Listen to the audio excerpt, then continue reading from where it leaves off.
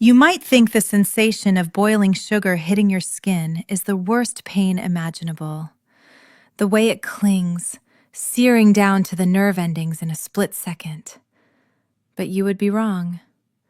The real agony came a moment later. Lying on the kitchen tiles, my arm blistering under 320-degree caramel, I looked up for help. I did not see concern in my sister Bianca's eyes. I saw rage. She stepped over my writhing body, checked her reflection in the oven door, and screamed at me for staining the imported marble floor. "You are just a baker," she spat at me. "You are ruining my perfect night." She had no idea that less than 3 hours later, her billionaire fiancé, the man she had spent years trapping, would be kneeling in front of me, not to propose to her, but to beg me to sign a $15 million partnership contract while she watched in absolute silence. My name is Nia, and if you are seeing this, you probably know what it feels like to be the black sheep of a family that only values gold. Before I tell you exactly how I turned a kitchen disaster into an empire and evicted my own parents from the house I secretly owned, let me know where you are watching from in the comments. Hit that like button if you believe that success is the best revenge. Trust me, you are going to want to hear this. I am sitting here in my penthouse overlooking the Atlanta skyline, sipping a vintage Cabernet that costs more than the car my father drives. It is quiet now. The only sound is the electric fireplace crackling softly behind me. But whenever I look down at this faint, jagged scar running along my left forearm, I can still hear the chaos of that night. It was supposed to be the crowning achievement of the Brooks family. Bianca was marrying into the Vance dynasty, finally securing the status my mother Patricia had craved for decades. I was just there to help. I was the invisible force fixing the flowers, calming the caterers, and baking the showstopper dessert. I was the background noise. Or so they thought. They forgot that even background noise can become deafening if you turn the volume up high enough.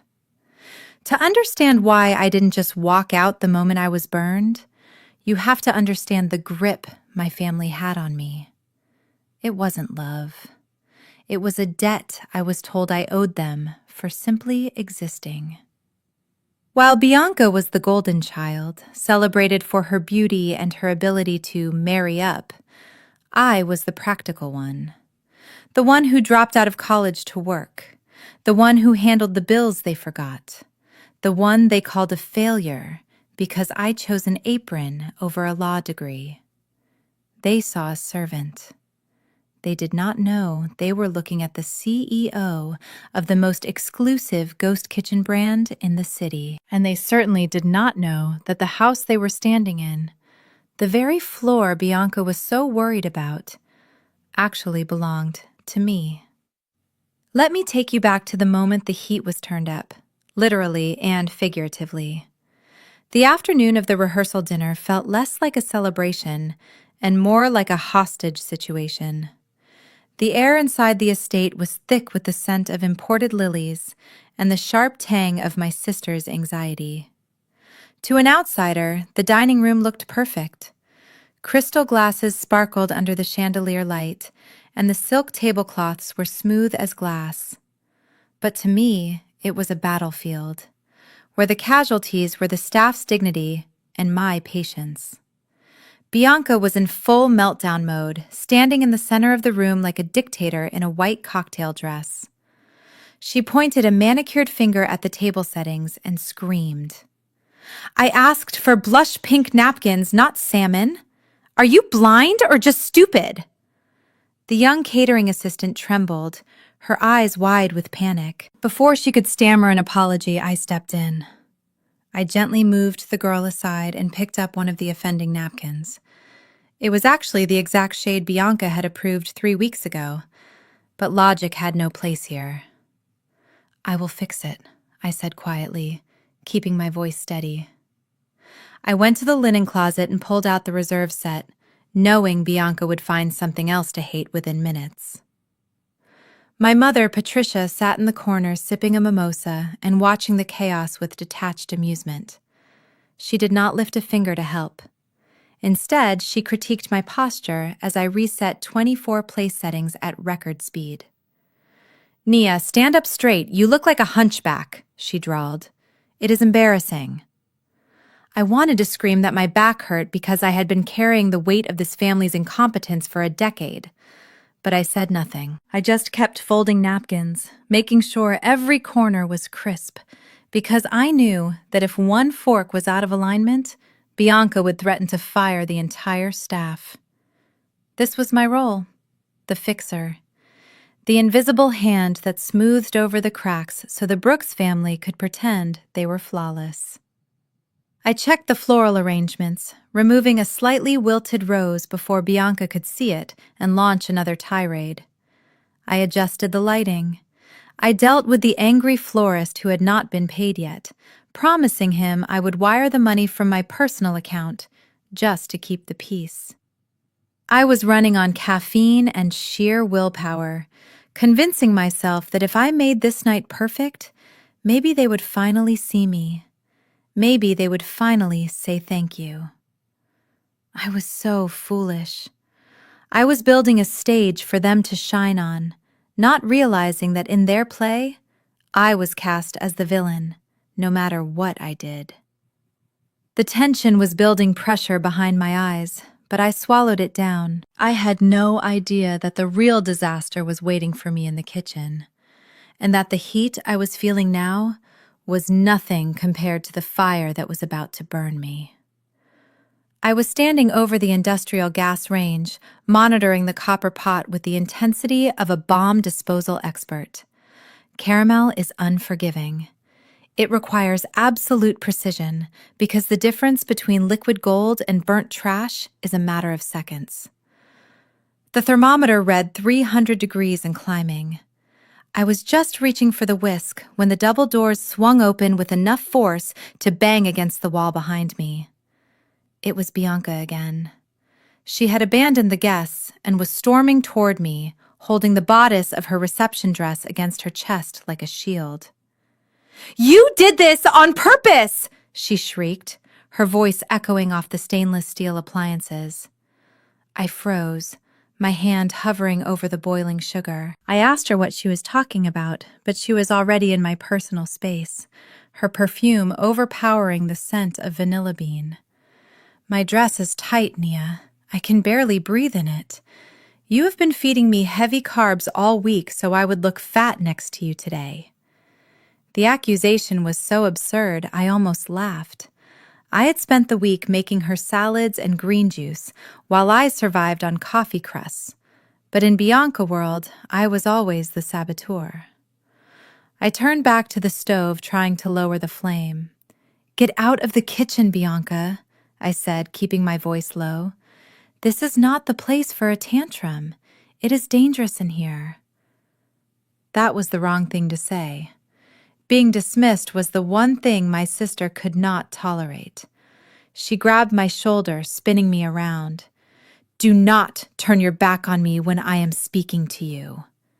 She was hysterical now, her face twisted in an ugly sneer that ruined her perfect makeup. I tried to pull away, but she shoved me. It was not a playful push. It was a hard, malicious shove intended to hurt. My hip slammed into the edge of the stove. I lost my balance and my left arm flailed out instinctively, trying to catch the counter. Instead, my forearm connected with the handle of the copper pot. Time seemed to slow down. I watched in horror as the heavy pot tipped. A wave of amber liquid cascaded over the rim. It did not splash like water. It moved like lava, thick and heavy. The boiling caramel hit my bare forearm and stuck there. The heat was instantaneous and blinding. It felt like my skin was being dissolved by acid. I screamed. It was a sound I did not recognize coming from my own throat, a guttural cry of pure agony. The smell hit me next. It was sickeningly sweet, mixed with the unmistakable, acrid scent of searing flesh. I fell to my knees, clutching my wrist, trying to shake the sticky napalm off my skin, but that only made it burn deeper. My vision blurred with tears, but I could still see Bianca standing over me. She had jumped back to avoid the splash. She looked at me, then at the spilled sugar bubbling on the floor, and her expression shifted from anger to annoyance. Any normal human being would have dropped to their knees. Any sister with a shred of empathy would have scrambled for cold water or called for help. I looked up at Bianca through a haze of tears, expecting to see horror on her face. I expected her to grab a towel or at least ask if I was okay. Instead, I saw her upper lip curl in disgust.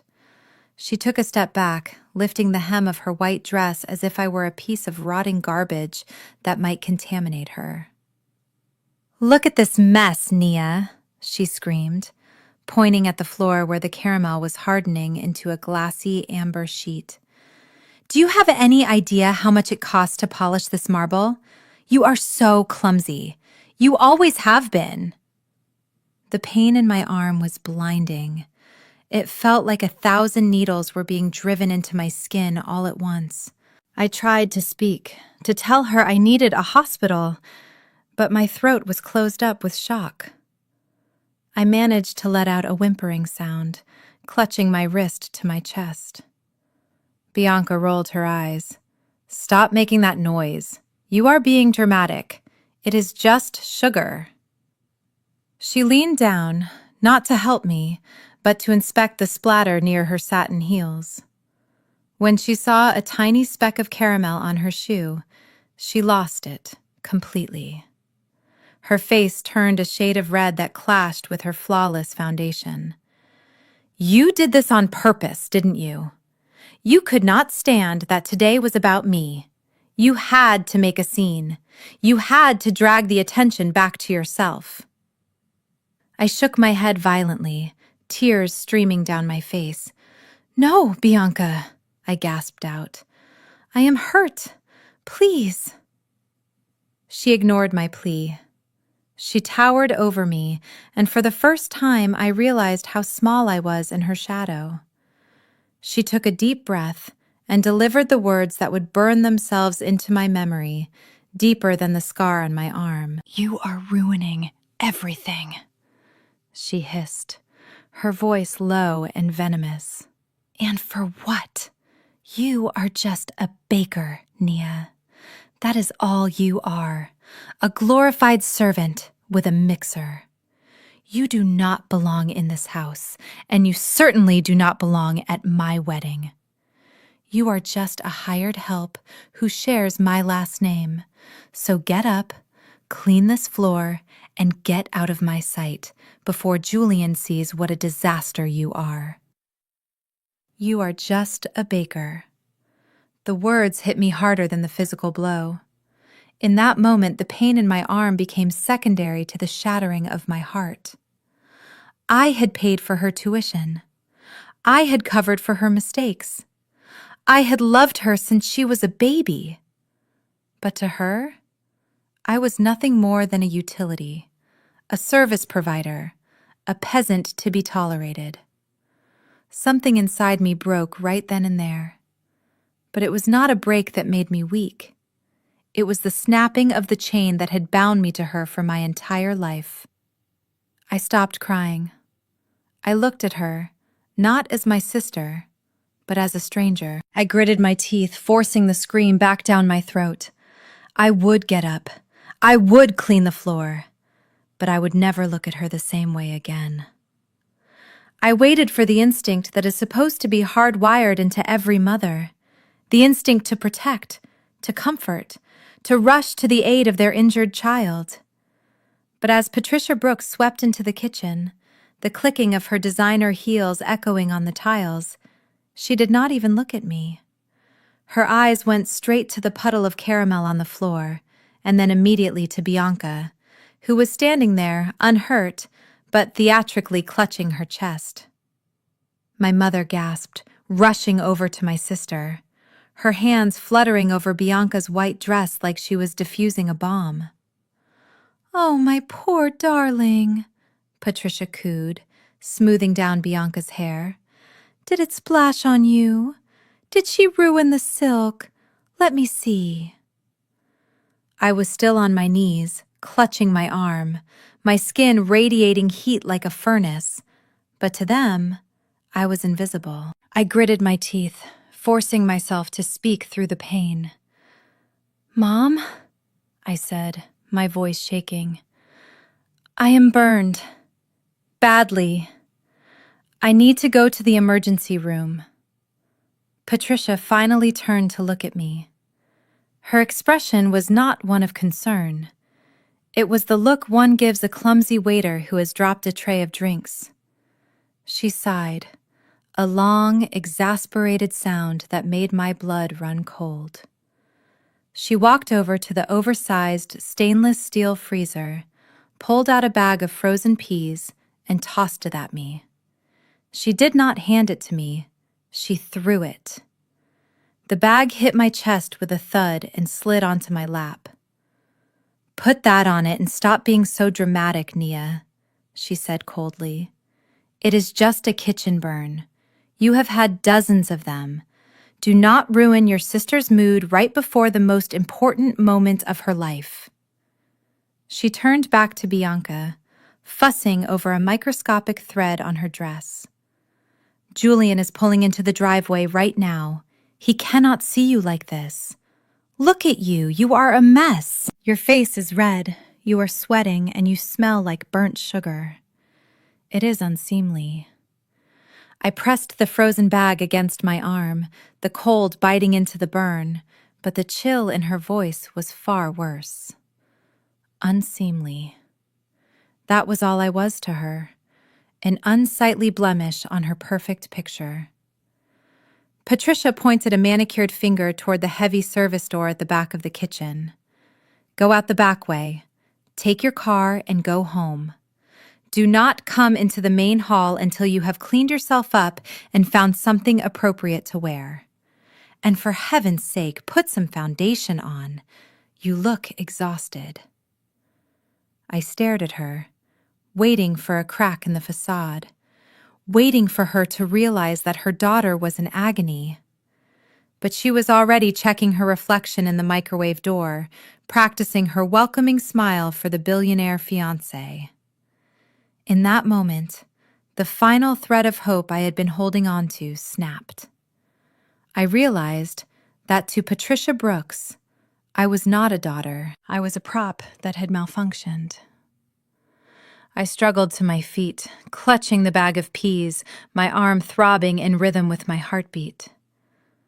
"I will go," I said, my voice dangerously quiet.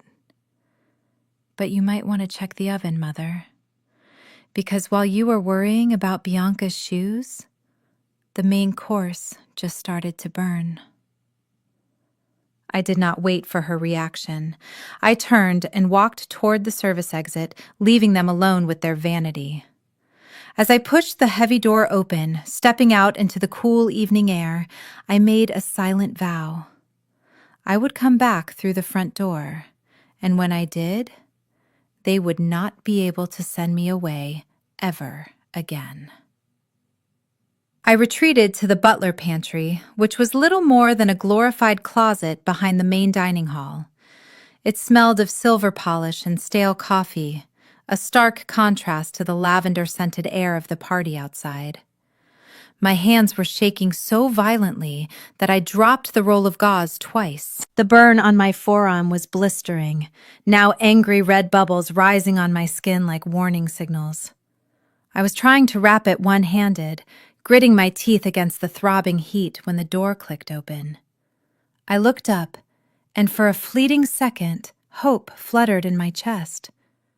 It was my father, Calvin. He stood in the doorway looking dapper in his tuxedo, but his eyes were wild with anxiety. I thought he had come to check on me. I thought he had come to apologize for Mom, or maybe to drive me to the urgent care himself. "Dad?" I whispered, letting my guard down. It really hurts. I think I need to go to the doctor. He stepped inside, closing the door softly behind him. I know, baby girl, I know, he muttered, but he did not look at my arm. He was wiping sweat from his forehead with a monogrammed handkerchief. Listen, Nia, we have a situation. A big one. I frowned. A situation? Did he mean the caramel on the floor? Number.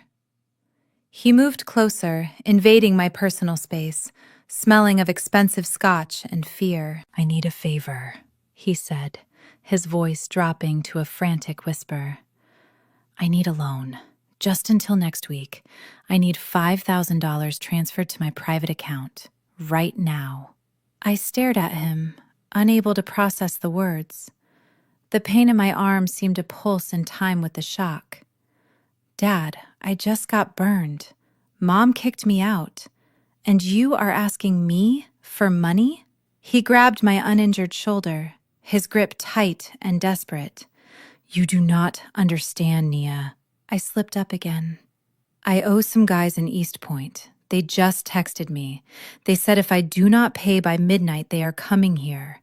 To the house. Tonight. He looked over his shoulder as if the debt collectors were already in the hallway. They will make a scene, Nia. They will ruin Bianca night. Julian has investors out there, tech moguls, senators. We cannot have thugs banging on the front door. I felt a coldness spread through my chest that had nothing to do with the ice pack. He was not worried about my injury. He was not worried that his daughter was in agony. He was worried that his gambling addiction would shatter the illusion of wealth he had built around himself. He was a coward in a rented tuxedo, willing to sacrifice my bank account to save his face. This was the pattern of our lives. He made the mess, and I paid for the cleanup. But looking at his pathetic, desperate face, something in me shifted. The daughter who always said yes died in that pantry. The silence that followed my refusal was heavier than the humid Atlanta air. No. It was a small word, but I said it with the weight of 30 years of suppression behind it. I am not giving you $5,000, Dad. Not for your gambling, not for your debts, and certainly not while I am standing here injured because of your golden child. My father's face went from desperate to ugly in a heartbeat. The charm evaporated, replaced by the sneer I saw whenever he lost a hand of poker. You are selfish, Nia, he hissed, stepping closer, trying to use his height to intimidate me. Just like your grandmother, always hoarding, always counting pennies while your family suffers.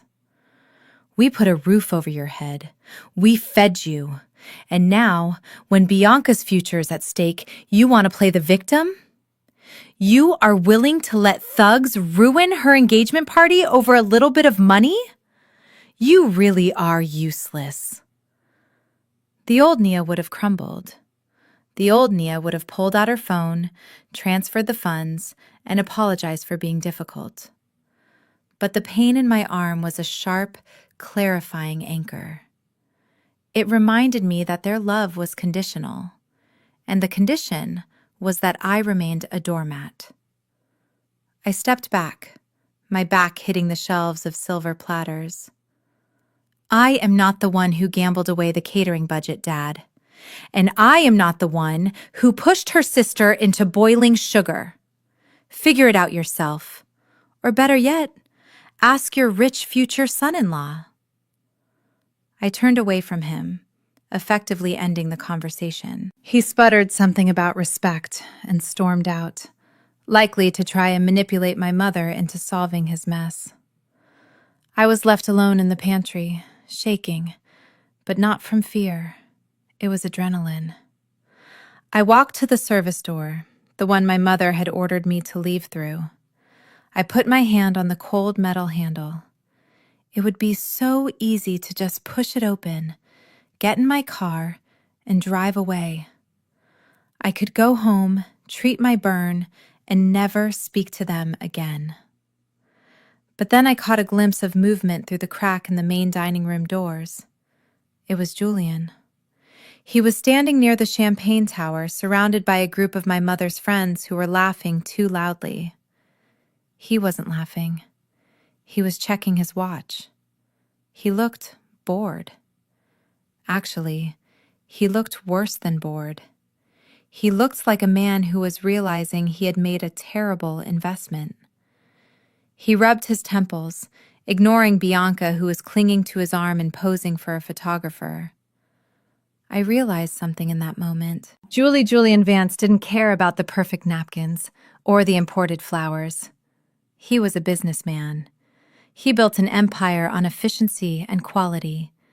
He was standing in a room full of people who were pretending to be something they were not, and he saw right through it.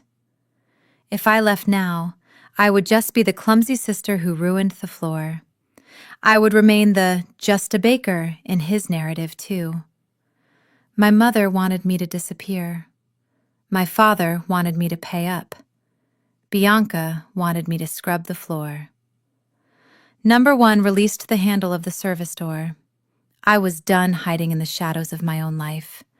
I was done being the fixer who got no credit. If they wanted a baker, I would give them a baker. But I wasn't going to make some simple sheet cake. I was going to give them a performance. I was going to finish the dessert, walk into that dining room, and force them to choke on their own words. I reached into my bag and pulled out the bottle of painkillers I kept for long shifts. I dry swallowed 2 pills, wrapped my arm tighter with the gauze, and turned back toward the kitchen. The exit was behind me. The only way out was through. I walked back into the main kitchen, expecting to hear the clatter of pans and the shouting of orders. Instead, I walked into a funeral. The line cooks were standing perfectly still, their eyes fixed on the floor. In the center of the room, Chef Pierre, the man my parents had paid $15,000 to hire, was untying his apron. He threw it onto the stainless steel counter with a force that made everyone jump. Bianca was standing in front of him, her face pale, not with guilt, but with terrified realization that her perfect evening was imploding. "I cannot work like this," Pierre shouted, his French accent thick with rage. "I have cooked for presidents. I have cooked for royalty. I will not be insulted by a child who thinks she knows better than a Michelin star chef." He pointed a shaking finger at Bianca. "You come into my station, you critique my reduction sauce, and you tell me it tastes like mud. I am finished." He did not wait for a response. He signaled to his 2 sous chefs and they followed him out the back door, leaving 50 half-plated appetizers and 0 desserts. The silence that followed was heavy. Bianca stood frozen, staring at the swinging door. She knew exactly what this meant. In 20 minutes, 50 of the most influential people in Atlanta, including her future husbands, investors, would be expecting a world-class meal. If they got nothing, Julian would be humiliated. And if Julian was humiliated, the wedding was off. She turned slowly, and her eyes landed on me. I braced myself for an apology, or maybe an accusation. But Bianca did not operate on normal logic. Her eyes narrowed, and I saw the gears turning. She did not see her injured sister. She saw a replacement. She marched over to me, ignoring the gauze wrapped around my arm. "You," she said, her voice breathless with panic. "You have to do it. You have to finish the service." I looked at her incredulously. "You just told me to get out. You just called me a baker and said I was ruining your night, and now you want me to cook for 50 VIPs with a second-degree burn?" Bianca grabbed my uninjured arm, digging her nails in. "Pierre left because of you, Nia. The negative energy you brought into this house drove him away. So you are going to fix it. We need a dessert, a showstopper, something that will make them forget the appetizers are late. I pulled my arm away. I am not doing it, Bianca. I am in pain, and I am not your servant. Her face twisted. If you do not do this, I will tell Mom you fired Pierre. I will tell Dad you sabotaged the night because you were jealous. You know they will believe me. They always do. She was right. It did not matter that she was lying. In the court of the Brooks family, I was guilty until proven innocent. But then she said something that sealed her fate. Besides, she sneered, this is all you are good for, right? Mixing flour and sugar. So prove you are worth keeping around. Make the dessert. Do it, and I might let you sit at the kids' table during the reception.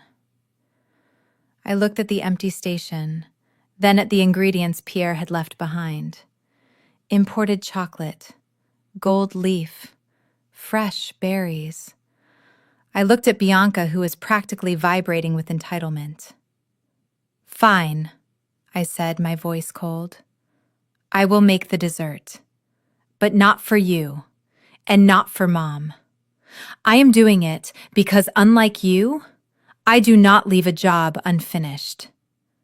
Get out of my kitchen, Bianca, and pray I do not poison the ganache. I looked at the mess Pierre had left behind, and then at my sister, who was vibrating with impatience. Well, she snapped, are you going to start baking, or do I have to call security to drag you out? I took a slow, deliberate breath. The pain in my arm was a steady, thrumming rhythm now, a reminder of exactly who I was dealing with. I will do it, I said, my voice steady.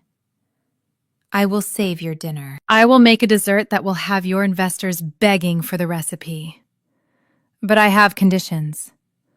Bianca laughed, a harsh, barking sound. You are in no position to negotiate, Nia.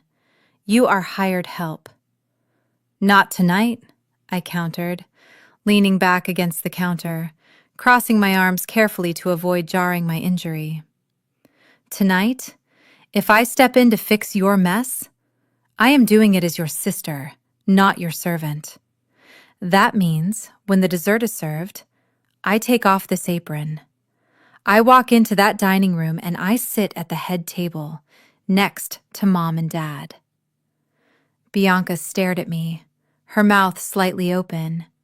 She looked me up and down, taking in my stained uniform, my messy bun, and the gauze wrapped around my arm. I could see the wheels turning in her head. She imagined me sitting next to the tech moguls and senators looking like a disaster.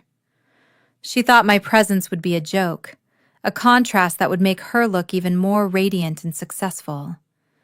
She thought I had nothing else to wear. She thought I was bluffing. Fine, she said, a cruel smile playing on her lips. You want a seat at the table? You got it. But let us be clear. If you show up looking like a slob, I will laugh along with everyone else. And do not expect me to introduce you. You are there to eat and be silent. Do we have a deal? I nodded, keeping my face impassive. Deal. Now get out. I have work to do. She spun around her heels, clicking on the tile, and sashayed out of the kitchen, already pulling out her phone to text her friends about how pathetic I was. As the door swung shut behind her, the room fell silent. I let out a breath I did not know I was holding. Bianca thought she had won. She thought she had tricked me into working for free while setting me up for public humiliation. She had no idea. She did not know that in the trunk of my car, hidden beneath a blanket, was a garment bag containing a dress that cost more than her entire catering budget. She did not know that I was not just going to sit at that table. I was going to own it. I turned to the prep station, my eyes scanning the high-end chocolate and gold leaf. It was time to get to work. Not as Nia the scapegoat, but as Nia the artist. And for my masterpiece, I was going to serve them a dish best served cold. Revenge. The moment the kitchen door swung shut behind Bianca, sealing her exit, I dropped the act. The submissive shoulders straightened, the pained expression tightened into a mask of cold determination. I reached into the pocket of my stained apron and pulled out my phone. My thumb hovered over the contact list, bypassing Mom and Dad, and tapping on the one name that actually meant loyalty in my life. Marcus. He answered on the first ring. "Nia, I thought you were deep undercover in enemy territory tonight. Everything okay?" His voice was light, but I knew he could hear the edge in my breathing. "Code red, Marcus," I said, keeping my voice low but commanding. "The operation has changed. I need a delivery to the service entrance. ETA. 20 minutes. Marcus paused, instantly shifting from casual friend to efficient executive assistant. "Go ahead. I am listening." I took a deep breath, my eyes scanning the pantry shelves that held only mediocre supermarket chocolate. "I need the vault supplies. Bring 5 kilos of the Valrhona guanaja 70%, the Madagascar vanilla beans, the edible 24-karat gold leaf sheets, and get the molecular gastronomy kit, the one with the sodium alginate and calcium lactate. I am not making a sheet cake, Marcus. I am making the Eclipse Noir." I could hear the sound of keys jingling on his end. The Eclipse? Nia, that is a 3-day process. You have, 2 hours? "I will make it work," I snapped. "But that is not all. I need the package. You know which one." There was a silence on the line. "The red one. The one you bought for the Entrepreneur of the Year gala next month." "Nia, are you sure? That dress is aggressive." "That is the point," I said, my eyes catching my reflection in the dark window. A woman with a messy bun and a burn victim's bandage staring back at me. I told them I would sit at the table. "They think I am going to show up in these rags so they can mock me." "I need armor, Marcus. Bring the dress, bring the diamond drop earrings from the safe, and bring the Louboutins. Understood?" he said, the engine of his car revving in the background. "I am leaving the warehouse now. Nia, whatever they did to you, make them pay for it." I hung up and set the phone down on the counter. My hand was still throbbing, the burn radiating heat through the ice pack, but, strangely, the pain felt distant now. It was fuel. For years I had played the role they assigned me. The quiet one, the helpful one, the one who stayed in the back. But tonight, the back of the house was coming to the front. I walked over to the sink and splashed cold water on my face, washing away the tears and the sweat. I looked at the ingredients Pierre had left behind. They were decent, but they were not excellence. They were not me. My family wanted a baker. I was about to show them the difference between a cook and a culinary architect. I was about to prepare a dish that cost more than my father's car, and I would serve it wearing a dress that cost more than my mother's dignity. The clock was ticking, but for the first time all night, I was not afraid of the time. I controlled it. Marcus was on his way. The ammunition was coming. And when I walked out those double doors later, I would not be Nia, the sister. I would be the CEO of the Cocoa Bean, and I was about to acquire a hostile target. Marcus slipped through the service entrance like a ghost, depositing the thermal cases in the garment bag before disappearing into the night. I locked the doors. For the next hour, this kitchen was not a part of the Brooks estate. It was a laboratory. I unwrapped the blocks of Valrhona guanaja chocolate, the scent of bitter cocoa filling the air, masking the smell of cleaning chemicals. I moved with a rhythm that was pure muscle memory. My left arm was a screaming mess of raw nerve endings, but I forced it to submit. Every time I lifted the heavy mixing bowl, pain shot up to my shoulder like an electric shock. I bit my lip until I tasted iron, but I did not slow down. Pain is temporary. Perfection is permanent. I began the tempering process. It is a precise dance of heating and cooling. 115 degrees down to 80, back up to 88. If you miss by a single degree, the chocolate blooms and becomes dull. I watched the thermometer like a hawk, my good hand whisking furiously, while my injured hand stabilized the bowl. I was creating the shell for the eclipse noir.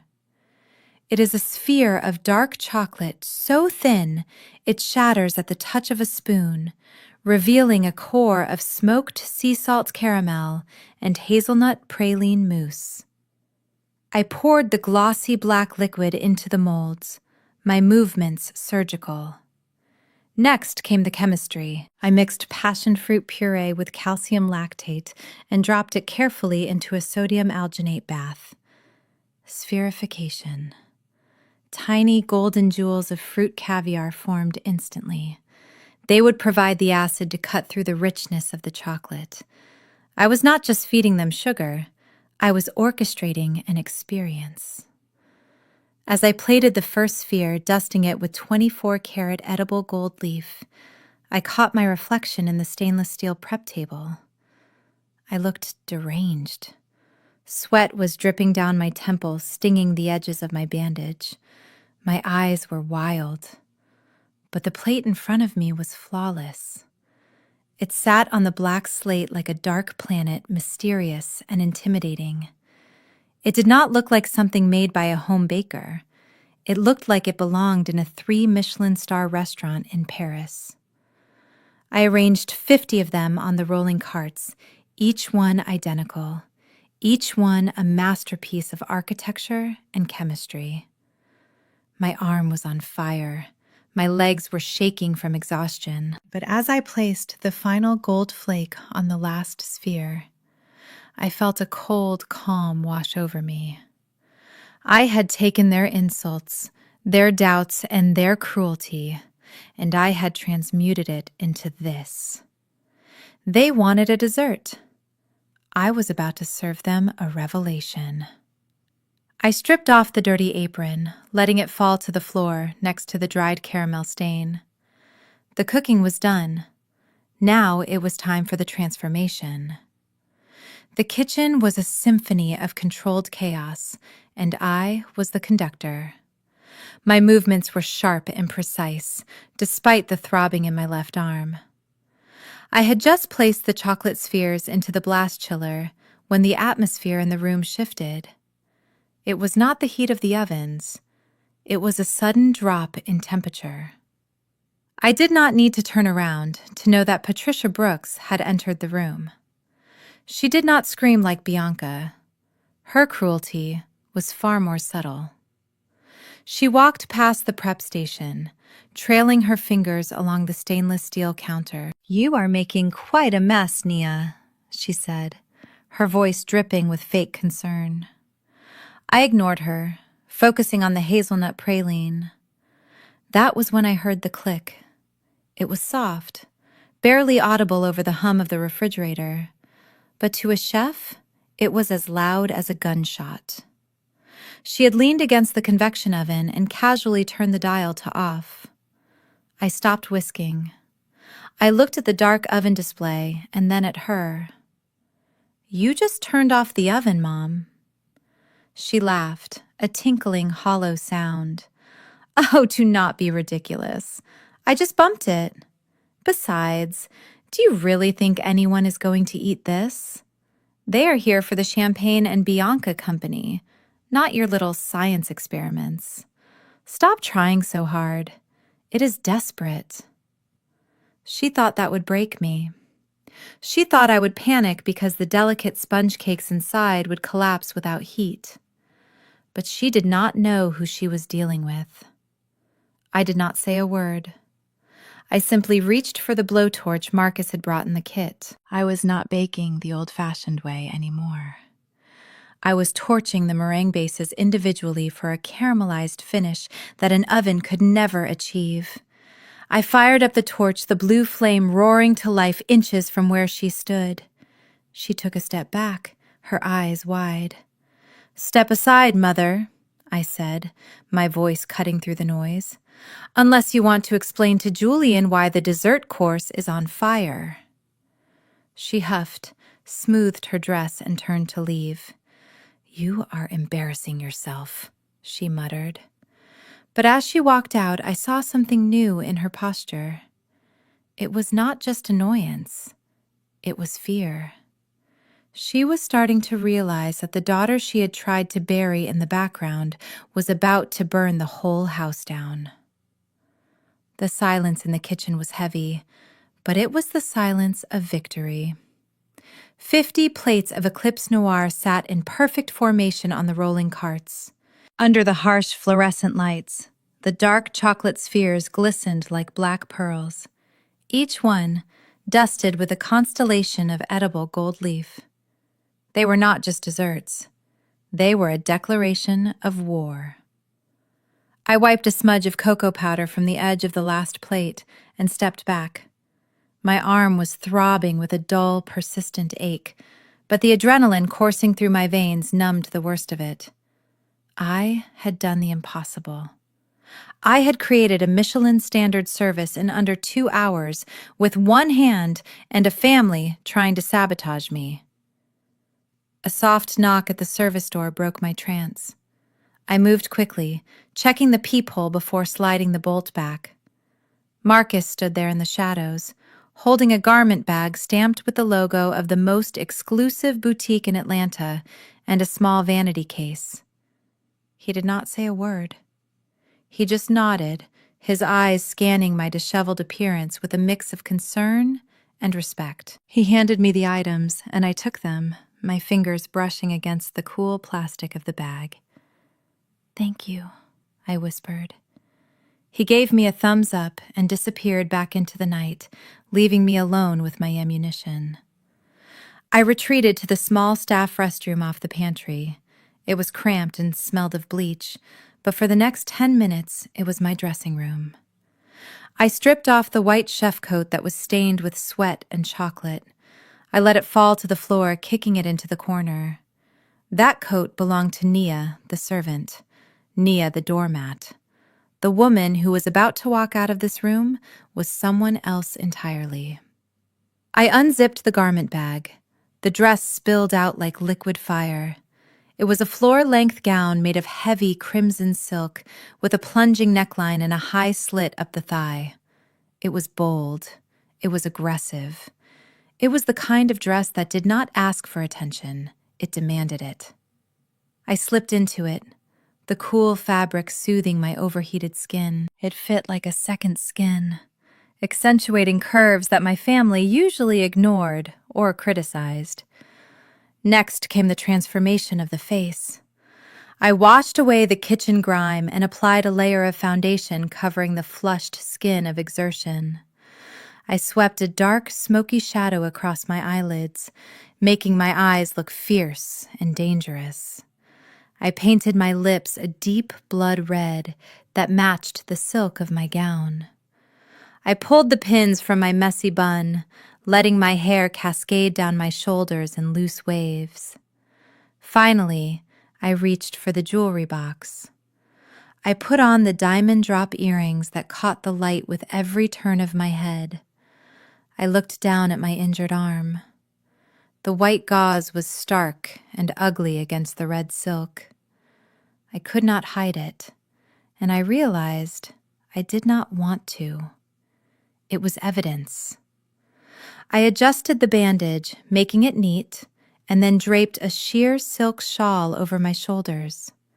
It partially obscured the injury, but did not hide it completely.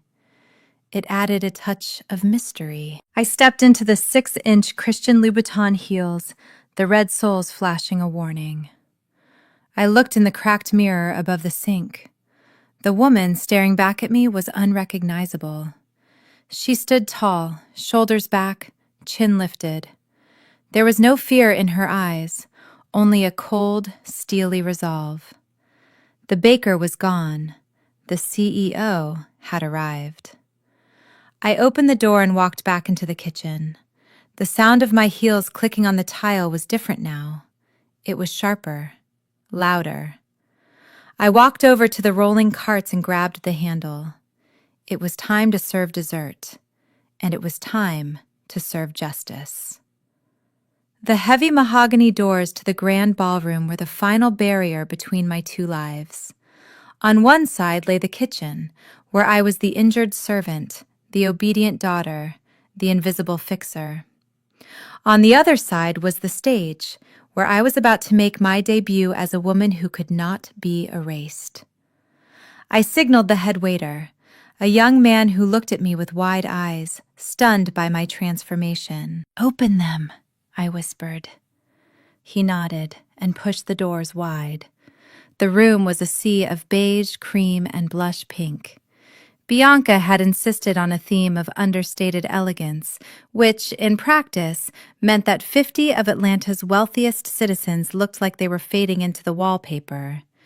The air was filled with the polite murmur of conversation and the clinking of crystal.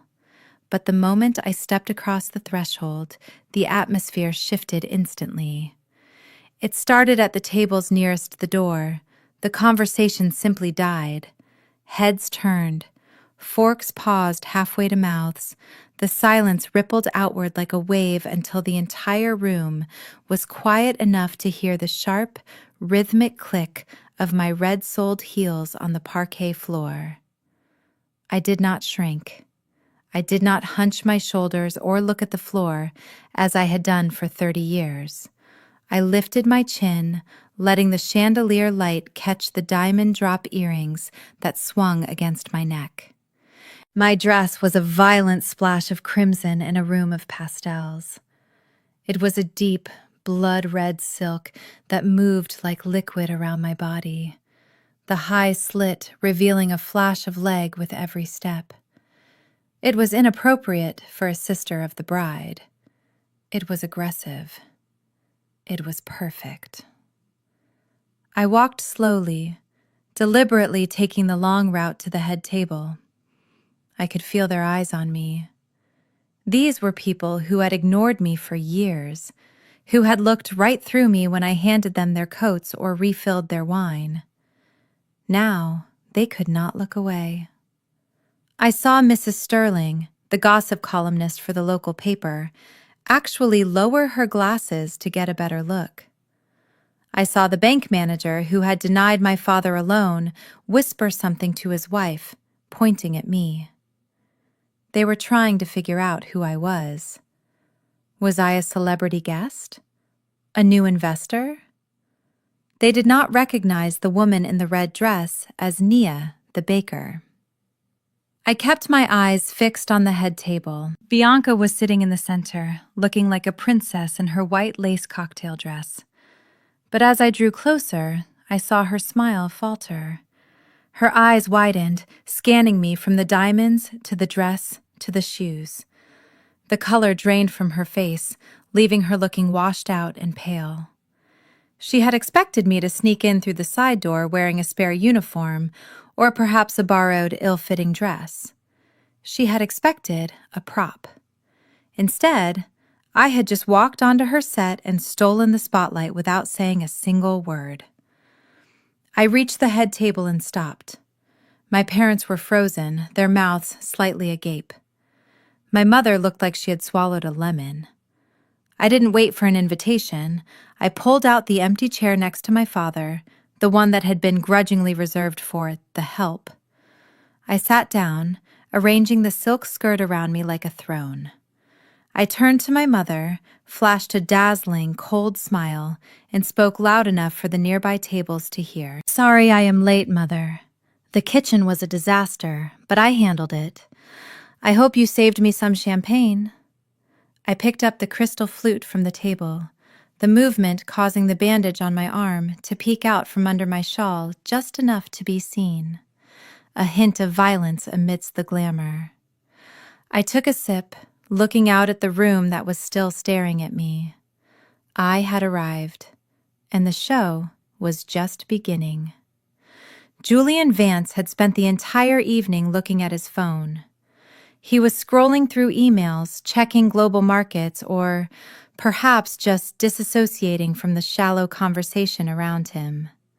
He had barely glanced at Bianca, even when she was clinging to his arm. But when I sat down, when I claimed my space at the table and spoke with that icy, calm authority, he stopped. His thumb hovered over the screen. Slowly, deliberately, he lifted his head. His eyes were a piercing shade of steel gray.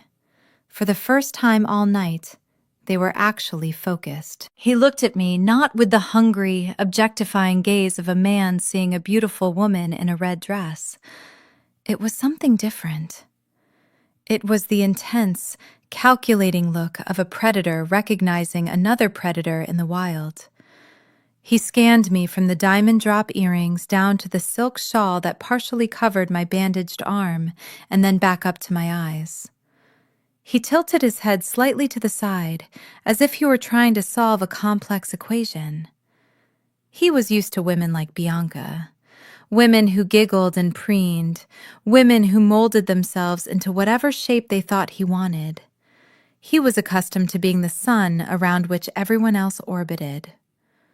He was not used to a woman who walked into a room like she owned the mortgage and poured her own champagne without waiting for permission. I saw a spark ignite in his eyes. It was not lust. It was curiosity. Genuine, dangerous curiosity. He was looking at me and asking himself, "Who are you, really?" Bianca saw it too. She was sitting between us, and I watched her knuckles turn white as she gripped her silver fork. She looked from Julian to me and back again, panic rising in her chest. The silence was stretching too long, and she could physically feel the attention of the room shifting away from her on her own engagement night.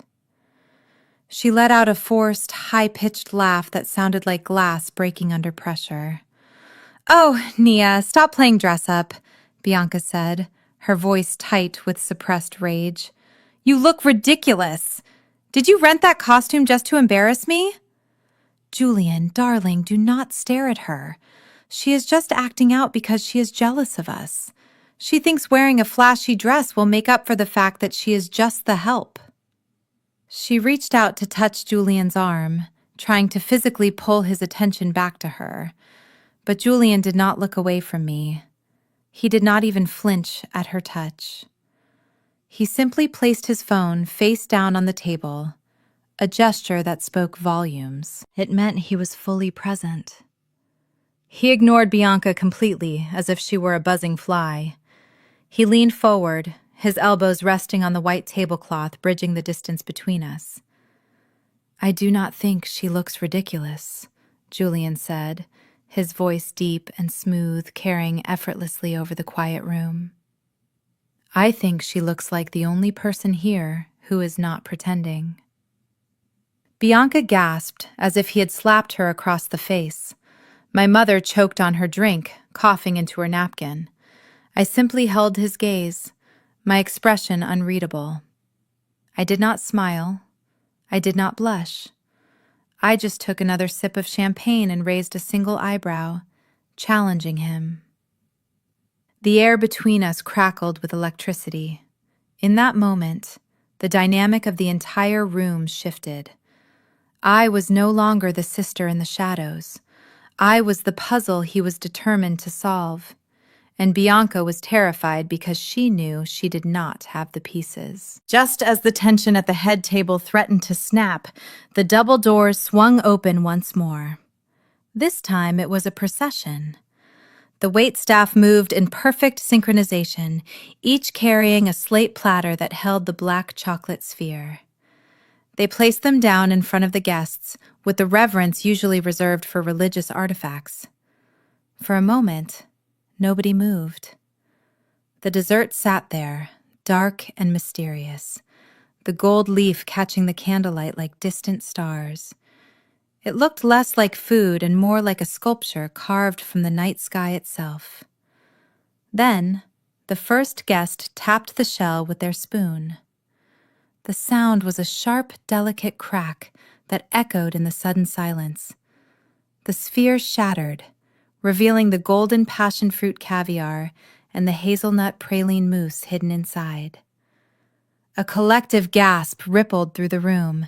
It was audible. It was the sound of 50 wealthy people realizing they were about to experience something extraordinary. The bank manager, who had sneered at me earlier, took a bite and his eyes widened. He actually moaned, a low sound of pure culinary ecstasy that made his wife giggle. The room erupted into chatter, but this time it was not polite small talk. It was genuine excitement. People were pointing at the plates, taking photos, and scraping the slate to get every last drop of the smoked sea salt caramel. I sat back, sipping my champagne, watching the reaction with a calm detachment. I knew it was good. I did not need their validation. But watching them lose their composure over a dessert made by the woman they had ignored was satisfying. Bianca saw it too. She looked around the room, her eyes darting from table to table, taking in the overwhelming praise.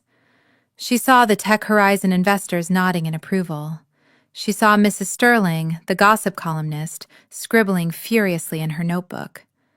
And most importantly, she saw Julian. He was staring at the shattered sphere on his plate with a look of intense concentration, as if he had just discovered a new element. Panic turned into opportunity in Bianca's eyes. She realized that the disaster she had feared turned out to be a triumph, and she could not let me have it. She cleared her throat loud enough to draw attention back to herself. She placed a hand on Julian's arm, leaning in close so the nearby investors could hear. "I am so relieved it turned out okay," she said, her voice pitching up into a fake modest tone. "I was so worried the concept might be too bold for a traditional engagement, but I told Nia that we had to take a risk. I spent weeks designing this flavor profile. I sketched out the design for the sphere myself. I am just glad my sister was able to follow my instructions without ruining it." I froze. The audacity was breathtaking. She was claiming the Eclipse Noir, a recipe I had spent 2 years perfecting in my laboratory, a recipe that required knowledge of molecular gastronomy that she could not even spell, let alone execute. My mother nodded, vigorously backing up the lie. "Yes, indeed. Bianca has such a wonderful eye for detail. She really pushed for the passion fruit. Nia is a sturdy worker, of course, but she lacks the vision. Bianca is the true artist here." I gripped the stem of my champagne glass so hard I thought it might shatter. They were doing it again, erasing me, taking my labor and painting their names on it. But this time was different. This time I was not standing in the kitchen. I was sitting right there. And this time the person they were lying to was a man who knew exactly what the Eclipse Noir was because he had been trying to buy the rights to it for 8 months. I looked at Julian waiting. He chewed, slowly swallowed, and then turned his steel-gray eyes directly onto Bianca. The trap was set, and she had just walked right into it. Julian did not offer the polite nod of approval that society demanded. Instead, he studied the shattered remains of the sphere on his plate with the intensity of a diamond appraiser.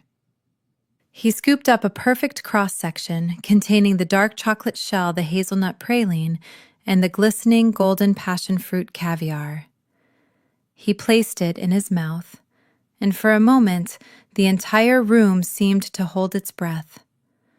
I watched his throat move as he swallowed. I saw his eyes close briefly, not in ecstasy, but in deep calculation. When he opened them again, the boredom that had clouded his expression all evening was gone. It was replaced by a sharp, laser-like focus. He looked at the plate, then he looked at me. It was a micro-expression, invisible to everyone else, but I caught it. It was the look of a man who had just found the missing variable in a complex equation. He knew. He recognized the flavor profile because he had likely spent thousands of dollars trying to replicate it in his own test kitchens. He put the spoon down with a soft clink that sounded like a gavel striking a podium. He turned to Bianca, who was beaming like a pageant queen, expecting a compliment on her genius. "Interesting," Julian said, his voice devoid of warmth. "This texture is remarkable. Tell me, Bianca, how exactly did you achieve this specific suspension of the passion fruit? Is this a reverse spherification using calcium lactate, or did you use an agar setting method?" The smile on Bianca's face froze. It became brittle like old plaster. She blinked rapidly, her mind scrambling for a word that sounded intelligent. "Oh, well, you know, Julian," she stammered, her hand fluttering nervously to her pearl necklace. "It is a very complex process. I just told the kitchen to make sure it was fruity and firm. We used the best ingredients, of course, just like I planned." Julian stared at her for a long, uncomfortable second. The silence stretched out thin and painful. He did not mock her. He did not laugh. He simply let her answer hang in the air, exposing its own stupidity. Then, without breaking eye contact with her, he shifted his attention. He did not turn his head, but his focus leaped across the table like a spark jumping a gap. "And you," he said, addressing me directly, his voice dropping an octave. "What is your opinion? Is it just fruity and firm, or is there something else?" I swirled my champagne, looking at the bubbles rising to the surface. I felt the weight of the room on me. I felt my mother's glare burning into the side of my face, warning me to shut up and cover for my sister. But I was done covering. I looked Julian in the eye. "It is reverse spherification," I said, my voice calm and clear. "Using a 0.5% sodium alginate bath, and the smokiness you taste in the caramel is not hickory or mesquite. It is applewood salt smoked for 12 hours. It cuts the sweetness of the Valrhona chocolate by exactly 15%. Julian leaned back in his chair. A slow, genuine smile spread across his face. It was the first time I had seen him smile all night. "Applewood," he repeated softly, as if testing the word. "That explains the finish. I have been looking for that specific finish for 8 months. He ignored Bianca completely now. He looked at me with a mixture of respect and something else. Recognition. "You are not just a baker, are you, Nia? You are the cocoa bean." The air in the room grew thin, charged with a sudden, sharp intellectual tension that felt heavier than the humidity outside. Julian did not look away from me. He simply steepled his fingers, his eyes narrowing slightly, as if he were inspecting a rare diamond for flaws. "I see," he said, his voice quiet but commanding enough to silence the murmurs at the nearby tables. "Applewood smoke. That is sophisticated." He turned back to Bianca, who was now smiling nervously, her eyes darting between us like a trapped animal. "Bianca," he continued, his tone dangerously polite. "Tell me about the molecular structure of the mousse. I noticed a distinct lack of gelatinous texture. Yet it holds its shape perfectly at room temperature. Did you use agar-agar, or perhaps a carrageenan blend? Bianca froze. She opened her mouth, but no sound came out. She looked at our mother for help, but Patricia was busy staring at her plate, suddenly finding the pattern of the china fascinating. Bianca laughed, a high, brittle sound that grated on everyone's nerves. "Oh, Julian, you know I don't bore myself with the chemistry," she said, trying to sound dismissive. "I just tell the staff what I want, and they make it happen. It's magic." "It is not magic," I said, my voice cutting through her excuse like a scalpel. "It is science." I leaned forward, resting my chin on my hand, the diamonds at my wrist catching the candlelight. "It is not agar or carrageenan," I explained, keeping my eyes locked on Julian. "Both would compromise the mouthfeel, making it too rubbery for a praline base. I used a lecithin emulsion derived from soy, stabilized with a precise ratio of cocoa butter at 31 degrees Celsius. It allows the mousse to remain aerated but firm, melting only upon contact with the palate." Julian stared at me. For a moment, he said nothing. Then, he picked up his spoon and took another bite, closing his eyes to test my statement. When he opened them, the boredom was completely gone, replaced by a look of intense, predatory focus. "Lecithin," he murmured. "Of course. That explains the silkiness." Bianca slammed her fork down. "Oh, stop it!" she snapped, her facade cracking. "Who cares about the ingredients? It's just sugar. Nia is just trying to sound smart because she read a Wikipedia article. She probably messed it up anyway." Julian turned to her, his expression cold. "She did not mess it up, Bianca. She just described a technique that most pastry chefs take a decade to master." He looked back at me, a small, genuine smile playing on his lips. "And she did it while you were busy worrying about the color of the napkins." "Tell me, Nia." "The cocoa bean. That's the ghost kitchen that just outbid the Ritz for the mesmerizing truffles contract, isn't it?" I took a slow sip of my champagne. "We did not just outbid them," I corrected him softly. "We outperformed them in a blind taste test. Unanimously." Julian nodded slowly, leaning back in his chair. He looked at me with a new kind of respect, the kind one shark gives another in the open ocean. "I have been trying to get a meeting with the owner of that company for 6 months," he said. "My assistant told me they were reclusive, unreachable." "I am not reclusive," I said, glancing at my parents who were now staring at me in horror. "I am just careful about the company I keep." The air in the room shifted from intellectual curiosity to suffocating tension in the span of a heartbeat. Julian was still looking at me with that spark of genuine admiration, and that was more than Bianca could endure. To her, attention was a finite resource. If I had it, she did not.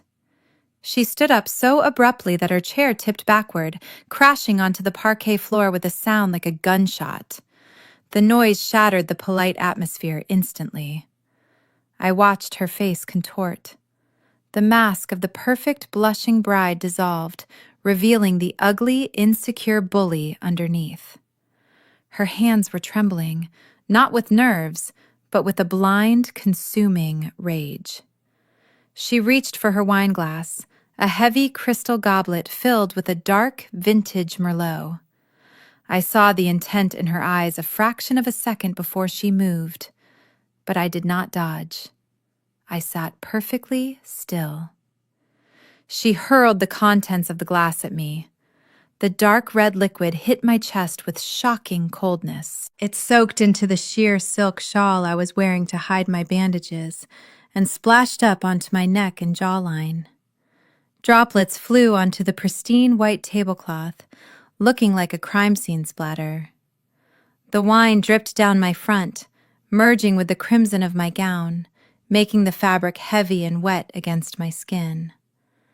For a second, the only sound in the room was the drip, drip, drip of wine hitting the floor.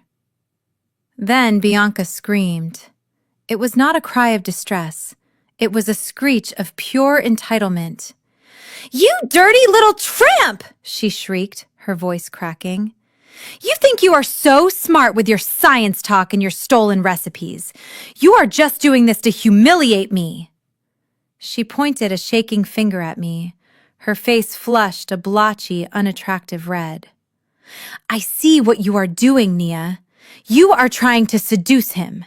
You are trying to steal my husband right in front of my face because you have never been able to get a man of your own. You are pathetic." The accusation hung in the air, gross and unfounded. The guests exchanged horrified glances. The Tech Horizon investors looked at Julian, then at the hysterical woman screaming at the table, clearly reevaluating their decision to associate with this family. My mother, Patricia, finally snapped out of her shock. She stood up, reaching for Bianca's arm. "Bianca, sit down," she hissed. "You are making a scene. Get off me!" Bianca shoved our mother away, her eyes wild. "No! I want her out! She is ruining my life! Look at her! Sitting there like she owns the place! She is just a jealous, ugly, burnt-up baker!" She grabbed a bread knife from the table, not to use it, but waving it around in her agitation. I slowly wiped a drop of wine from my cheek with my thumb. I looked at the red stain on my skin, then up at my sister. I did not raise my voice. I did not cry. I simply looked at her with pity. "You missed a spot, Bianca," I said softly. "But do not worry. This dress is silk. It cleans easier than your reputation will after tonight."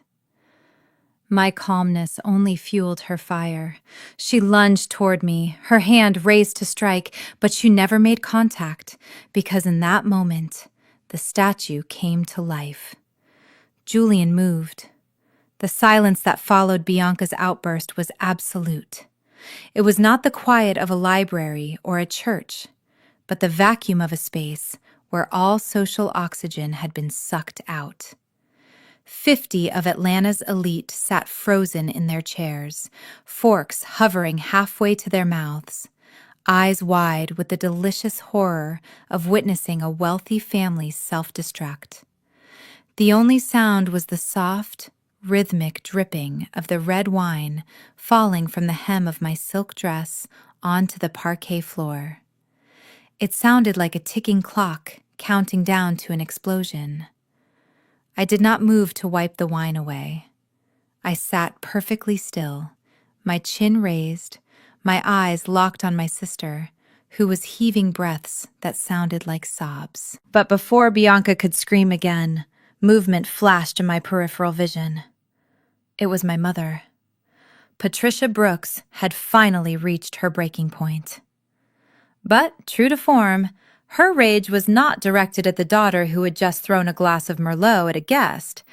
It was directed at the target she had been hitting for 30 years. Me. She moved with a speed that defied her age and her tight evening gown. Her face was a mask of pure, unadulterated humiliation.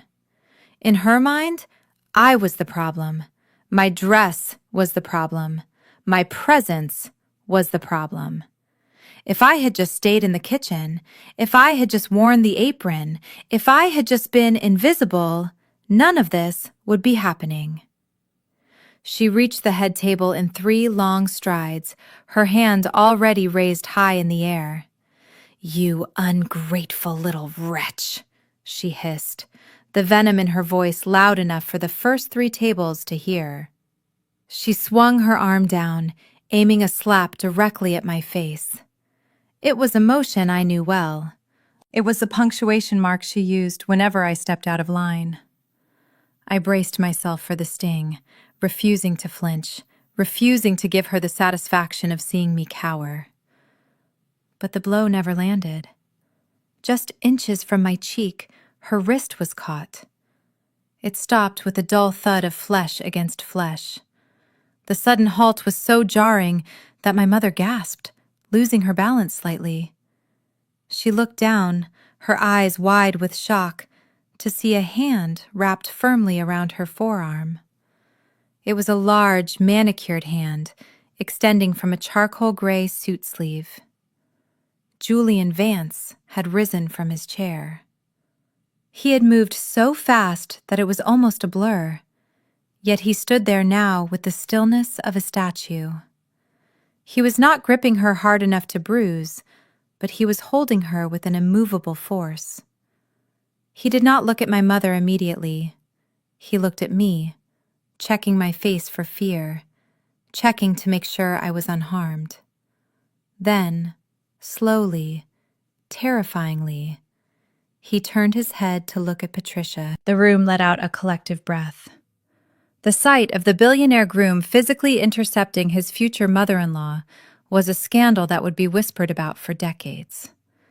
Julian's expression was unreadable, which made it all the more frightening. He was not red-faced like Bianca. He was ice-cold. "I think," Julian said, his voice low and devoid of any emotion, "that there has been enough violence for one evening." "Patricia." He said her name not as a greeting, but as a warning. He slowly lowered her arm, pushing it away from me as if he were discarding something distasteful. My mother stumbled back, clutching her wrist, her mouth opening and closing like a fish out of water. She looked at Julian, then at Bianca, and finally at me, realizing for the first time that the power dynamic in this room had shifted irrevocably. She was no longer the matriarch commanding her children. She was a guest who had just worn out her welcome. And Julian Vance was no longer the passive observer. He was the judge, and he had just delivered his verdict. Julian released my mother's arm with a dismissive shove that sent her stumbling back into her chair. He did not spare her another glance. His attention returned entirely to me. He reached for a clean white linen napkin from the table, dipped the corner into a glass of sparkling water, and stepped closer. The room watched in stunned silence as the billionaire CEO of Vance Global bent down and began to gently dab at the red wine stain on the bodice of my silk dress. He treated the fabric with more respect than he had treated my entire family all night. I stood perfectly still, letting him work, feeling the heat of his proximity. Bianca let out a strangled sound, a mix of a sob and a scream, but Julian cut her off without even looking up. "Do not speak, Bianca," he said, his voice calm but lethal. "You just accused your sister trying to steal me. That is fascinating." Because from where I am standing, she is the only person in this room who has not asked me for a single thing. He straightened up, tossing the stained napkin onto the table directly in front of my father. It landed with a soft thud that felt like a gavel strike. He turned to face the room, addressing the 50 guests who were hanging on his every word. "You all know I am a businessman. I value authenticity. I value value." He gestured to me with an open hand. "You see a baker, you see a servant. You see someone to be mocked. But I see the owner of the cocoa bean. The ghost kitchen empire that just revolutionized the luxury dessert market in the Southeast." Gasps rippled through the room again. My father dropped his fork. My mother's face went gray. Julian continued, his eyes locking onto Bianca's horrified face. "I have been trying to partner with her company for months. I have sent emails, I have made calls. I was told she was busy. Now I see why. She was too busy cleaning up your messes and being treated like garbage by people who are not fit to polish her shoes. He looked back at me, and for the first time, his expression softened into something genuine. A smile played on his lips, a shared secret between equals. She is not trying to steal your husband, Bianca. She does not need to. She is the only woman here who has enough class to walk away from a family like this, and enough talent to build an empire while doing it. I felt a surge of triumph so potent it was almost intoxicating. I looked at Bianca, whose face was crumbling, her makeup running with tears of humiliation. I looked at my parents, who were shrinking in their seats. And then I looked at Julian. I raised my chin and smiled. It was not a sweet smile. It was the smile of a queen who had just watched the executioner sharpen his blade. Julian reached into the inside pocket of his charcoal suit jacket. For a second, my father leaned forward instinctively, thinking he was reaching for a checkbook to pay for the wedding expenses. But Julian pulled out a sleek, matte black business card, embossed with silver lettering. He did not hand it to my father. He did not hand it to Bianca. He held it out to me. I do not usually conduct business at engagement parties, Julian said, his voice cutting through the stunned silence of the ballroom. But since this engagement seems to be dissolving rapidly, I see no reason to wait. I have had my legal team draft a letter of intent for the cocoa bean. We have analyzed your growth trajectory and your supply chain logistics. You are operating at a level that rivals my European competitors, but you lack the distribution network to go global. He took a step closer, closing the distance between us until we were the only two people in the world. Vance Global wants to change that. I am prepared to offer you a strategic partnership, full autonomy over the creative process, access to our international shipping lanes, and an initial investment for 20% equity. He paused, letting the anticipation build. The room was so quiet you could hear the ice melting in the champagne buckets. My father, Calvin, was practically vibrating in his seat, his eyes darting from Julian to me. He was doing the math. He was thinking about his gambling debts. He was thinking about the sharks in East Point. $15 million, Julian said. The words hung in the air like a physical weight. $15 million. I heard my mother gasp, a sound like a tire losing air. My father actually slumped back in his chair, his mouth falling open in a comical display of shock. Bianca looked as if she had been punched in the gut.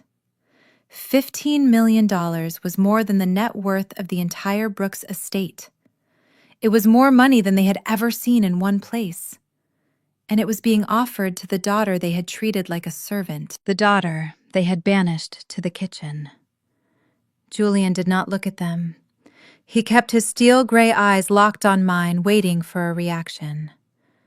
"I am serious, Nia," he said. "This is not charity. This is business. You have a product that I want, and unlike your family, I am willing to pay what it is worth." I looked at the card in his hand, and then I looked at my parents. The transformation in their faces was instant and sickening. The disgust and embarrassment were gone, replaced by a hungry, desperate greed. My mother sat up straighter, smoothing her dress, trying to catch my eye.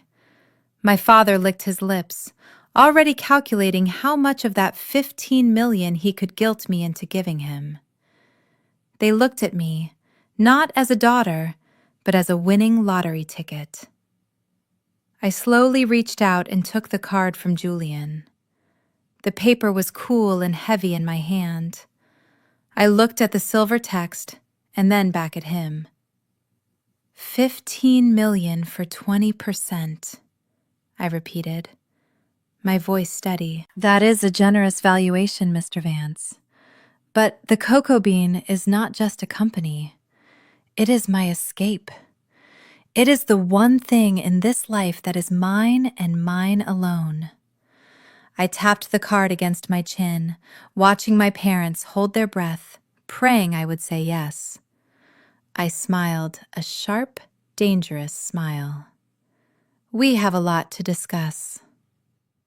The transformation was instantaneous and sickening.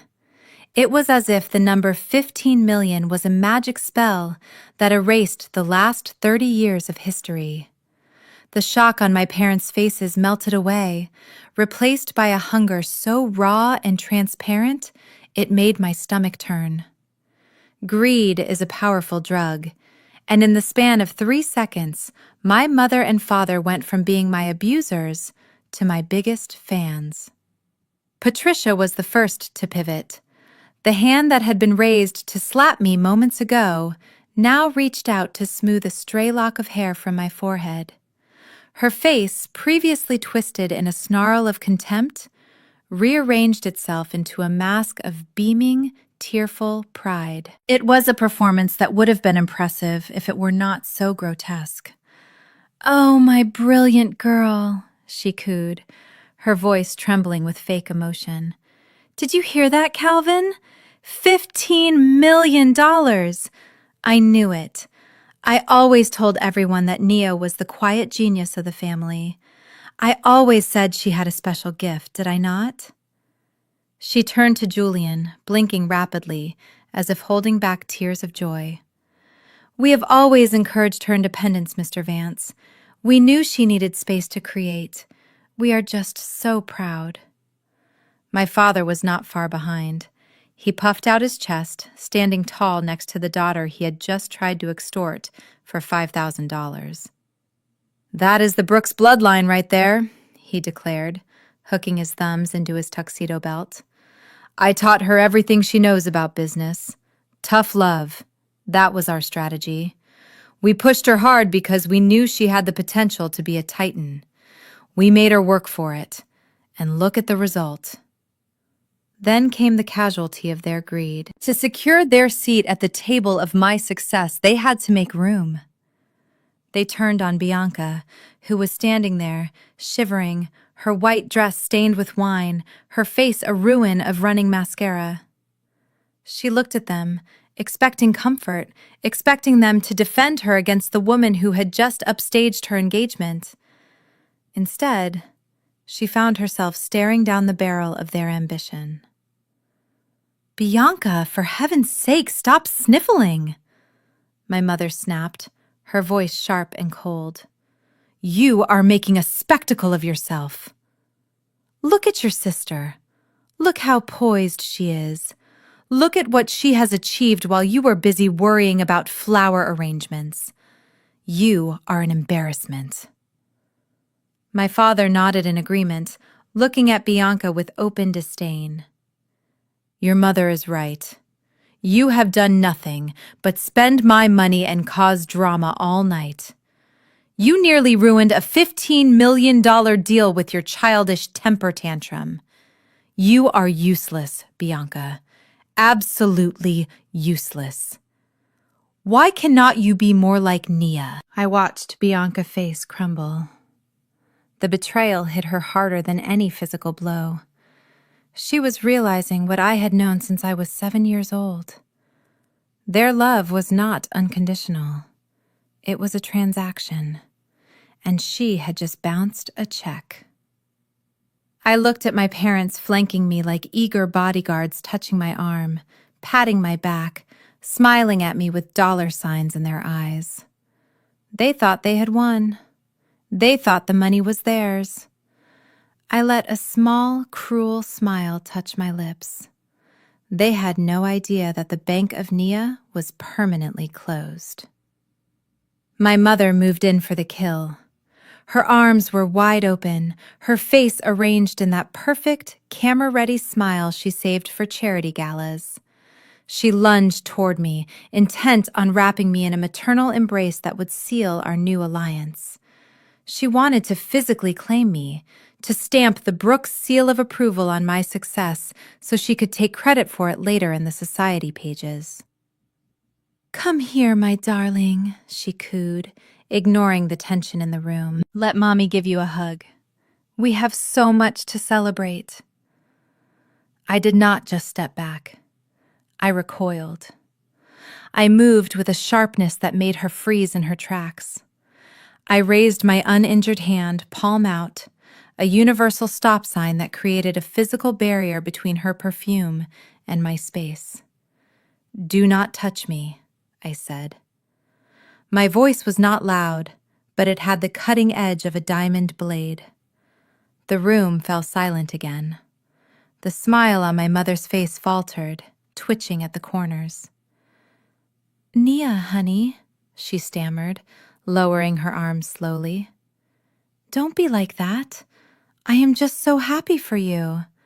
We are family." "Family," I repeated, the word tasting like ash in my mouth. I looked at her, then at my father, and finally at the bandage on my left arm. I slowly unwound the top layer of the silk shawl, exposing the white gauze that was now stained with a bit of wine and sweat. "The caramel on the kitchen floor hasn't even hardened yet, Mother," I said, locking eyes with her. "The burn on my skin is still throbbing. My nerves are still screaming from the scalding sugar that you told me to put a bag of frozen peas on. You told me to leave through the back door. You told me I was unseemly. You told me I was a mess. And now, because a man in a suit put a price tag on my talent, you want to hug me?" I laughed, a dry, humorless sound. "You do not get to hug the CEO, Mother. Not when you were the one who burned the baker. You do not get to celebrate the harvest when you salted the earth." I saw my father open his mouth to protest, to spin some new lie about tough love, but I cut him off. "And you, Dad, you called me useless. You called me selfish because I wouldn't fund your gambling addiction.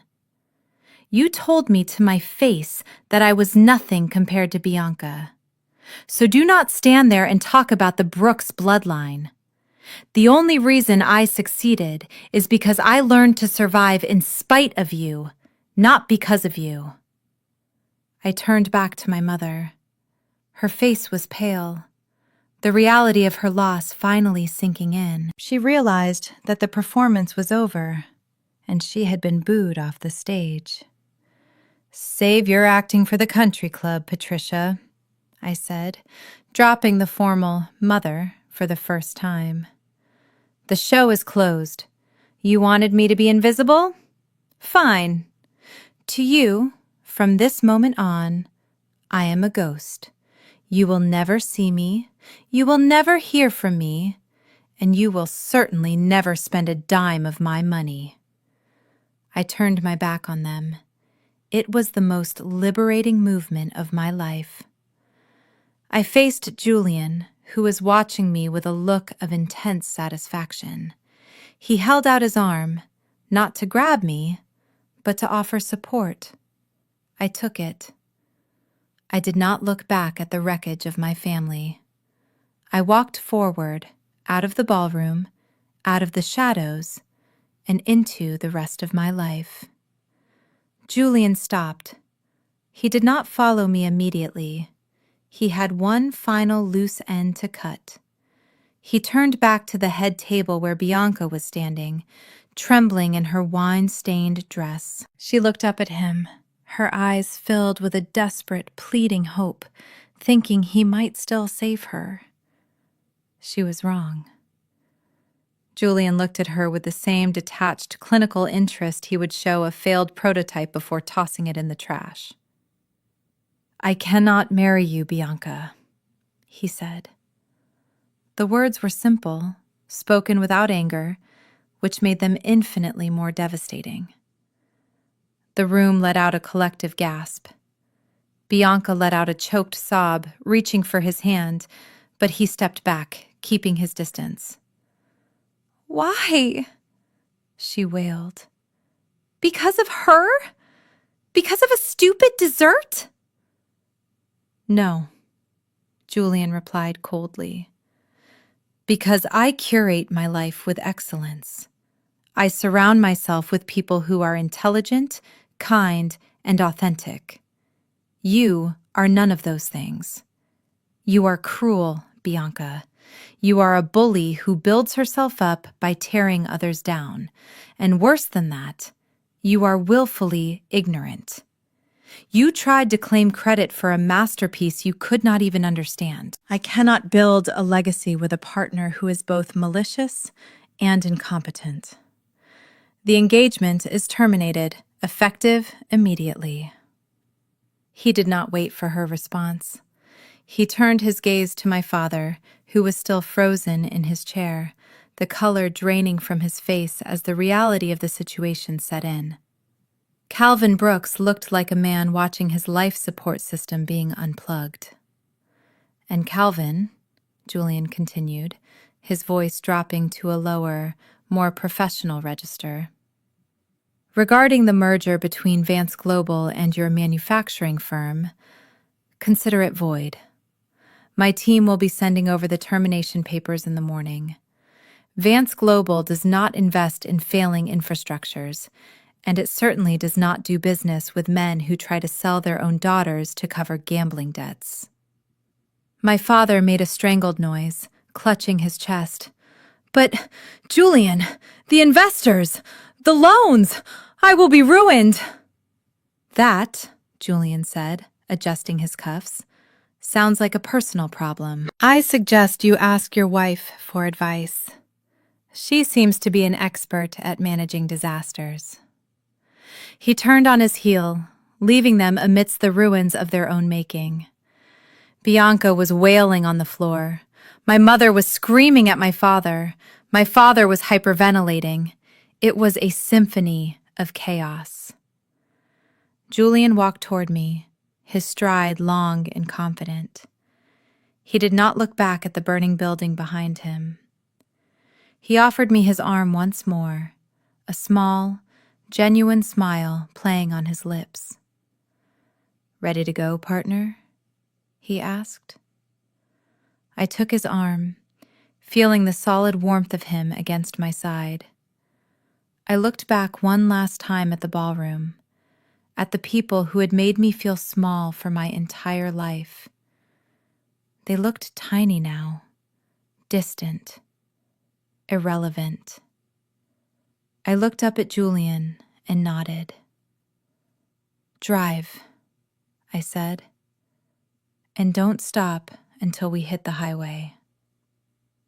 The sound that tore through the ballroom was primal. It was the shriek of a spoiled child who has not only had her toy taken away, but has watched it be given to the one person she hates most in the world.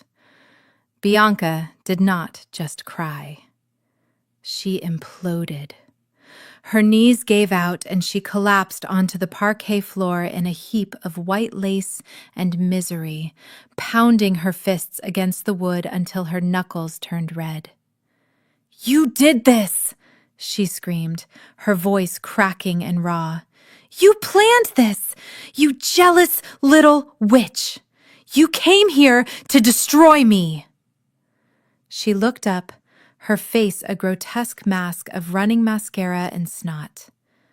The beautiful bride was gone. In her place was a feral creature consumed by her own venom. "You could not stand to see me happy. You could not stand that I was the favorite. So you stole him. You stole my life." I stopped walking, but I did not turn around fully. I simply looked over my shoulder, my expression bored. "I did not steal anything, Bianca," I said calmly. "I just picked up what you threw away. You had a diamond, and you treated it like glass. Do not blame me for your own incompetence." That broke her. The last thread of her sanity snapped. She scrambled to her feet, slipping on the wine puddle she had created earlier, kicking off her satin heels. She did not look like a woman who belonged in high society anymore. She looked like a brawler in a dive bar. She lunged toward me, her fingers curled into claws, her eyes focused on my face. She wanted to hurt me. She wanted to mar the face that Julian had looked at with admiration. I heard my mother scream, "Bianca, stop!" But it was too late. She was sprinting across the dance floor, teeth bared. I braced myself, ready to defend against the blow, but I never had to lift a finger. Two shadows materialized from the perimeter of the room, Julian's security detail. They moved with the silent efficiency of predators. Before Bianca could get within 5 feet of me, a large hand clamped onto her shoulder. Another grabbed her wrist mid-swing. She was stopped dead in her tracks, her momentum jerking her back violently. She thrashed against them, kicking her bare feet, screaming profanities that would make a sailor blush. "Get your hands off me! Do you know who I am? I am Bianca Brooks. I am the bride." The lead bodyguard, a man with a neck as thick as a tree trunk, did not even blink. "You are trespassing, ma'am," he said, his voice devoid of emotion. "Mr. Vance has requested that you be removed from the premises immediately." "No! Let me go! I am going to kill her!" Bianca spat at me, the saliva landing harmlessly on the floor between us. The guards hoisted her up by her arms, dragging her backward toward the exit. Her feet dragged uselessly on the floor, leaving scuff marks. She looked small now, pathetic, a tantruming child being carried out of a supermarket. I watched her go, watched her being hauled away from her own engagement party, kicking and screaming, while the guests stared in horrified silence. I felt a strange lightness in my chest. For years I had been afraid of her anger, afraid of her power over my parents. But seeing her now, powerless and hysterical, I realized she was never a monster. She was just a bully. And bullies always crumble when you stop being afraid. I caught Julian's eye. He was watching the scene with a look of mild distaste, as if he had stepped in something unpleasant on the sidewalk. He looked at me, raising an eyebrow as if to ask, "Are you okay?" I let out a short breath and lifted my shoulders in a casual shrug. It was a gesture of total indifference. She was not my sister anymore. She was not my problem. I turned back to the exit, the sound of her screaming fading into the distance as the heavy doors swallowed her whole. As the heavy doors clicked shut, sealing Bianca's fate, my parents turned on me like wounded animals cornered in a trap. Their greed had failed. The $15 million was walking out the door with me, and the billionaire son-in-law was gone. Panic quickly curdled back into rage. My father, purple-faced and shaking, pointed a trembling finger at the exit, his voice booming off the marble walls. "You ungrateful snake!" he roared, spittle flying from his lips. "You destroyed this family. You ruined your sister's life. Get out! Do you hear me? Get out of my house right now and do not ever come back. I will call the police. I will have you arrested for trespassing. Get out of my house." I stopped. I did not flinch. I turned slowly, letting a small, amused smile play on my lips. I looked up at the crystal chandelier, then down at the imported Italian marble floors. I looked at the grand staircase where I had been forced to scrub the steps on my hands and knees just last week. "Your house?" I asked softly, my voice echoing in the sudden silence. "Dad, are you sure about that?" I reached into the small velvet clutch that Marcus had delivered along with my dress.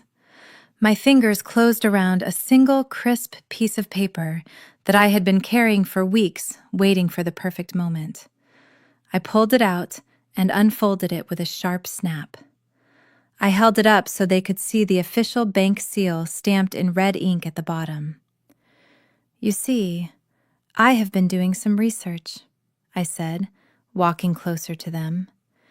It turns out that gambling addiction is expensive. You have not paid the mortgage on this estate in 2 years. The bank started foreclosure proceedings 6 months ago. They were about to auction it off next week. My father's face went from purple to a ghostly white. He sputtered, trying to find words, but I cut him off. But I know how much you care about appearances, Dad. I knew how embarrassing it would be for the neighbors to see an eviction notice on the gate. So I stepped in. I called the bank. I used the profits from the cocoa bean. The money you said was from a useless hobby, and I bought the debt. I took a step closer, dropping the paper onto the table in front of him. It fluttered down, landing next to the empty champagne glasses. I bought the note 3 months ago under a shell company. I own the mortgage. I own the lien. And as of this morning, I own the deed. I leaned in close, my voice dropping to a whisper that was colder than the ice in the bucket. This is not your house, Calvin. It is mine. And unlike you, I am a very strict landlord. You have 30 days to vacate the premises. If you are not gone by the 1st of the month, I will have the sheriff throw your things onto the lawn. My mother let out a whimper, clutching my father's arm for support. You cannot do this, Nia. We are your parents. Where will we go? I straightened up, smoothing the silk of my red dress. I looked at them with total indifference. I do not know. Maybe you can go to East Point. I hear the rent is cheap there. Or maybe you can ask Bianca for help. Oh, wait. She is broke too. I turned back to Julian, who was watching me with a look of pure awe. He held out his hand and I took it. I walked toward the front door, the click of my heels sounding like a victory march. I did not look back at the people who had tormented me for years. They were not my masters anymore. They were just tenants, and their lease had just expired. I glanced at the diamond watch on my wrist. It was a Patek Philippe, a gift to myself after landing the Ritz-Carlton contract. It told me 2 things. 1, it was getting late. 2, my hourly rate was far too high to be wasting any more time on people who could not afford me. I looked back at my parents. They were huddled together by the buffet table, looking like deer caught in the headlights of a semi-truck.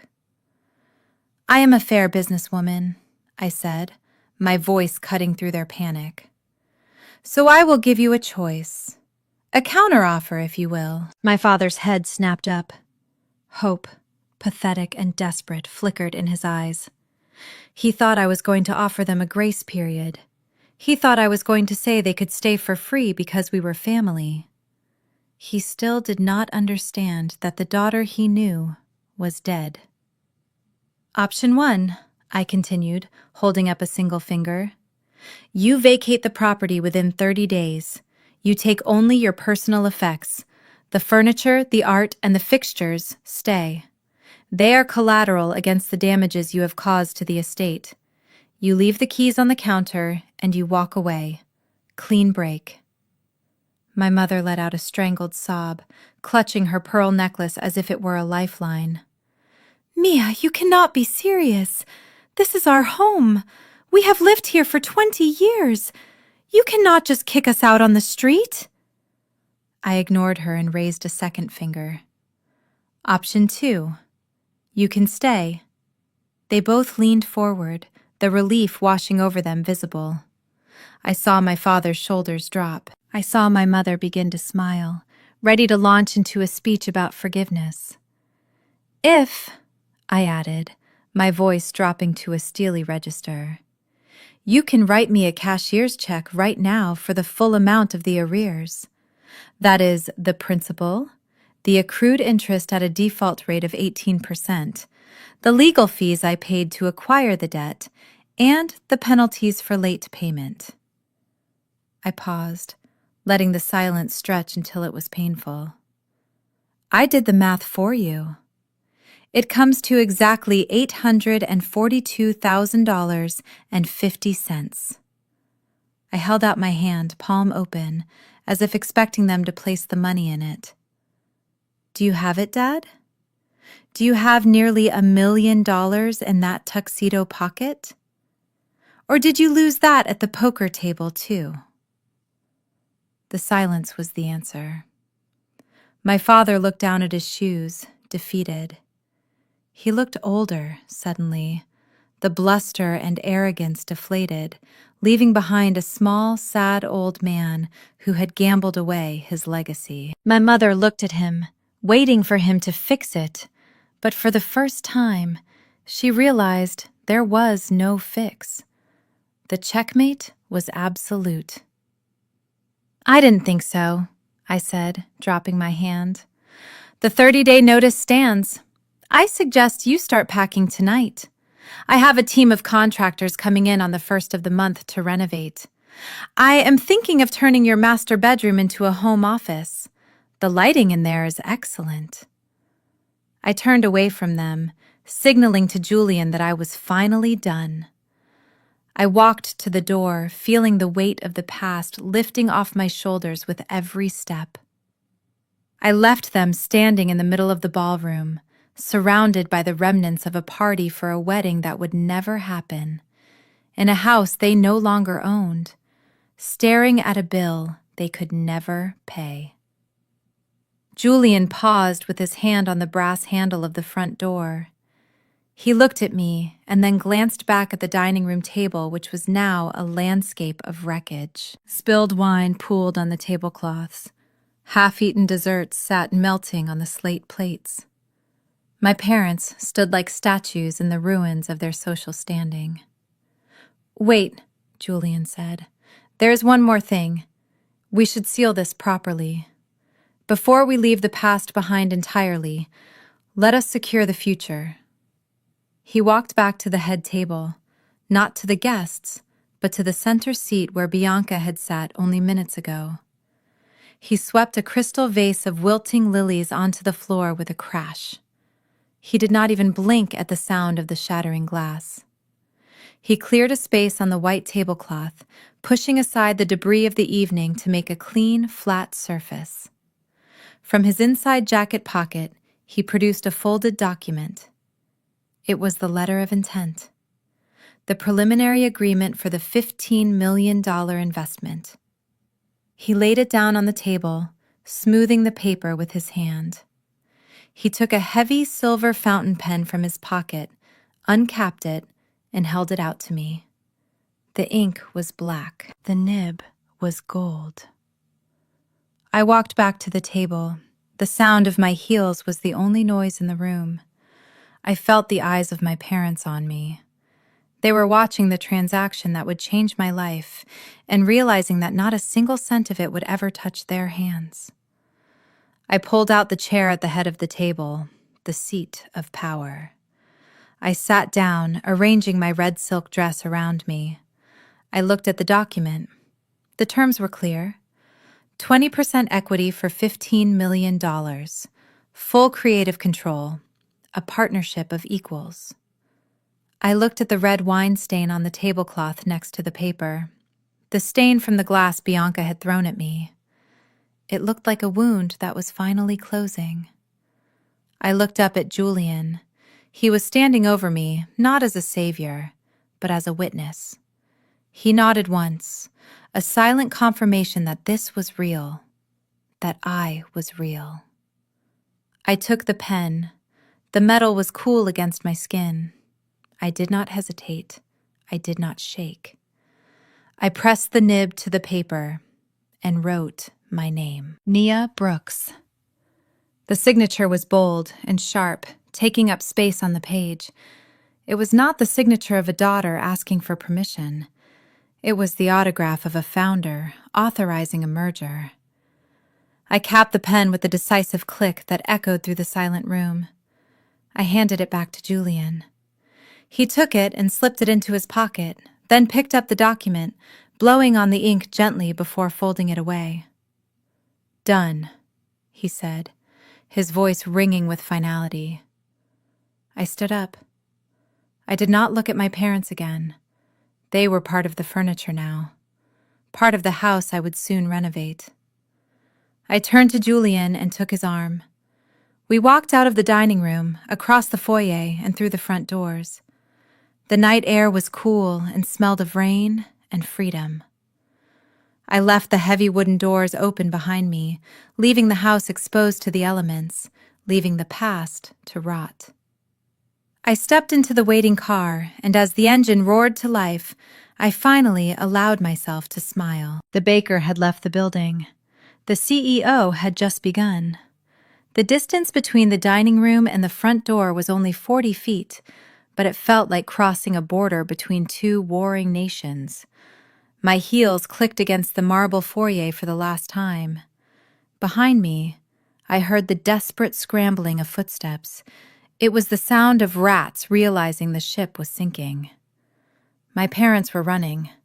For 30 years they had walked past me, looked through me, and walked over me. Now, finally, they were chasing me. "Nia, wait!" My father's voice cracked, echoing off the high ceilings. "Baby girl, please. Let us talk about this. We can work something out. We are family." The word family used to be a command. It used to be a weapon they used to silence me, to make me serve, to make me stay. Now it was just a noise. It meant nothing. I did not slow down. I did not falter. Every instinct conditioned into me since childhood told me to stop and fix their problems, but I crushed that instinct under the heel of my red-soled shoes. I stared straight ahead at the open night, where the driveway lights illuminated Julian's sleek black sedan like a getaway chariot. "Nia, listen to reason," my mother shrieked, her voice shrill with panic. "You cannot leave us like this. What will the neighbors think? What will people say?" I almost laughed. Even at the end, even when facing homelessness and financial ruin, her biggest fear was not losing her daughter, it was losing her reputation. That realization was the final cut that severed the cord. I walked out into the humid Georgia night. The air hit my face warm and heavy, but it tasted sweet. It tasted like my own life. Julian was a step ahead of me. He reached the car before the driver could move. He pulled the heavy rear door open, standing back to let me pass. He did not urge me to hurry. He simply waited, his presence a solid wall between me and the chaos on the porch. My father reached the bottom step, panting heavily, his face slick with sweat. He reached out a hand as if to grab my arm to physically drag me back into my role as the servant. "Nia." Julian stepped in front of the open door. He did not touch my father. He did not have to. He simply occupied the space, radiating a cold, dangerous authority that made my father freeze mid-step. "That is close enough, Calvin," Julian said, his voice low and devoid of pity. "She is done listening, and you are done talking." I slid into the back seat. The interior was a sanctuary of cool leather and silence. I watched through the open door as my father slumped his shoulders, defeated by a man he could never hope to equal. Julian got in beside me and the door thudded shut, sealing us in. The sound was final. It was the sound of a vault locking. "Drive," Julian said to the driver. The car glided forward, moving smoothly down the long, winding driveway. I looked out the tinted window. I saw my parents standing under the harsh yellow porch light, two small, insignificant figures shrinking into the distance. They looked like strangers. They looked like ghosts haunting a house that no longer belonged to them. I watched until the house disappeared behind the line of trees, until the darkness swallowed them whole. I turned my head, facing forward, facing the road ahead. I did not shed a tear. I did not feel a pang of regret. I just felt the engine humming beneath me, carrying me away from the nightmare and toward the dawn. The interior of Julian's car was not just a vehicle. It was a mobile command center. It was a long wheelbase sedan, likely a Maybach, with soundproofing so efficient that the screaming chaos of my family's estate was instantly severed the moment the door thumped shut. The air conditioning was set to a crisp 68 degrees, a stark contrast to the humid Georgia night I had just escaped. I sank back into the hand-stitched leather seats, my body finally registering the adrenaline crash. My arm throbbed, a dull, rhythmic ache under the silk bandage. But for the first time in my life, the physical pain was background noise compared to the clarity of my mind. I expected Julian to turn to me.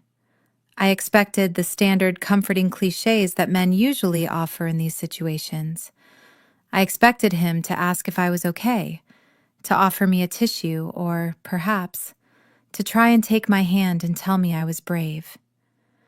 I braced myself for the pity, or worse, the opportunistic flirtation of a hero who feels he is owed something for the rescue. But Julian did none of those things. He pressed a button on the center console, and a small compartment opened, revealing a crystal decanter of water in 2 glasses. He poured one and set it on the tray table in front of me without a word. Then, he reached into his briefcase and pulled out a tablet. He tapped the screen a few times, his brow furrowed in concentration, and turned it toward me.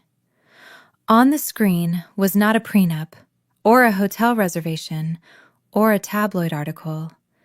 It was a supply chain logistics map, specifically the distribution network for the cocoa bean.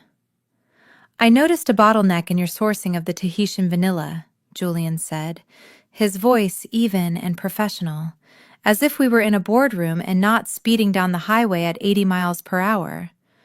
"You are currently importing through a third-party distributor in Miami. It is eating into your margins by roughly 6%. If we leverage Vance Global's direct shipping lanes from the South Pacific, we can cut that cost in half and reduce the transit time by 4 days. That freshness will significantly impact the flavor profile of your mousse." I blinked, staring at him. I was covered in wine, nursing a burn, and had just evicted my parents. And this man was talking to me about vanilla import taxes. I looked at the map, my brain shifting gears from survival mode to CEO mode. I looked at the red line he had highlighted. "You are right," I said, my voice gathering strength. "But the issue is not just the cost, it is the temperature control. The third-party distributor guarantees a continuous cold chain. If I switch to your shipping lanes, can you guarantee the pods will not sweat in transit? If humidity rises above 60%, the beans ferment too early." Julian looked at me. A slow, appreciative smile spread across his face. It was not the smile of a man looking at a pretty woman. It was the smile of a master chess player realizing his opponent just made a brilliant countermove.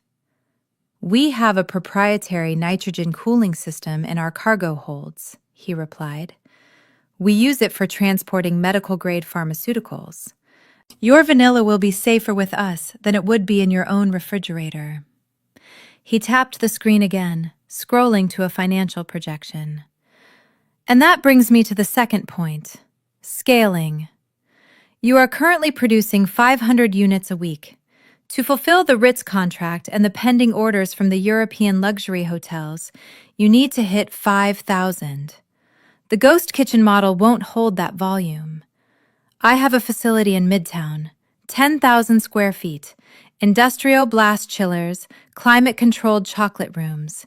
It is sitting empty. It is yours." I picked up the water glass, taking a long sip. The water was cool and clean. I looked at him over the rim of the glass. He was not treating me like a damsel in distress. He was treating me like an asset, a partner.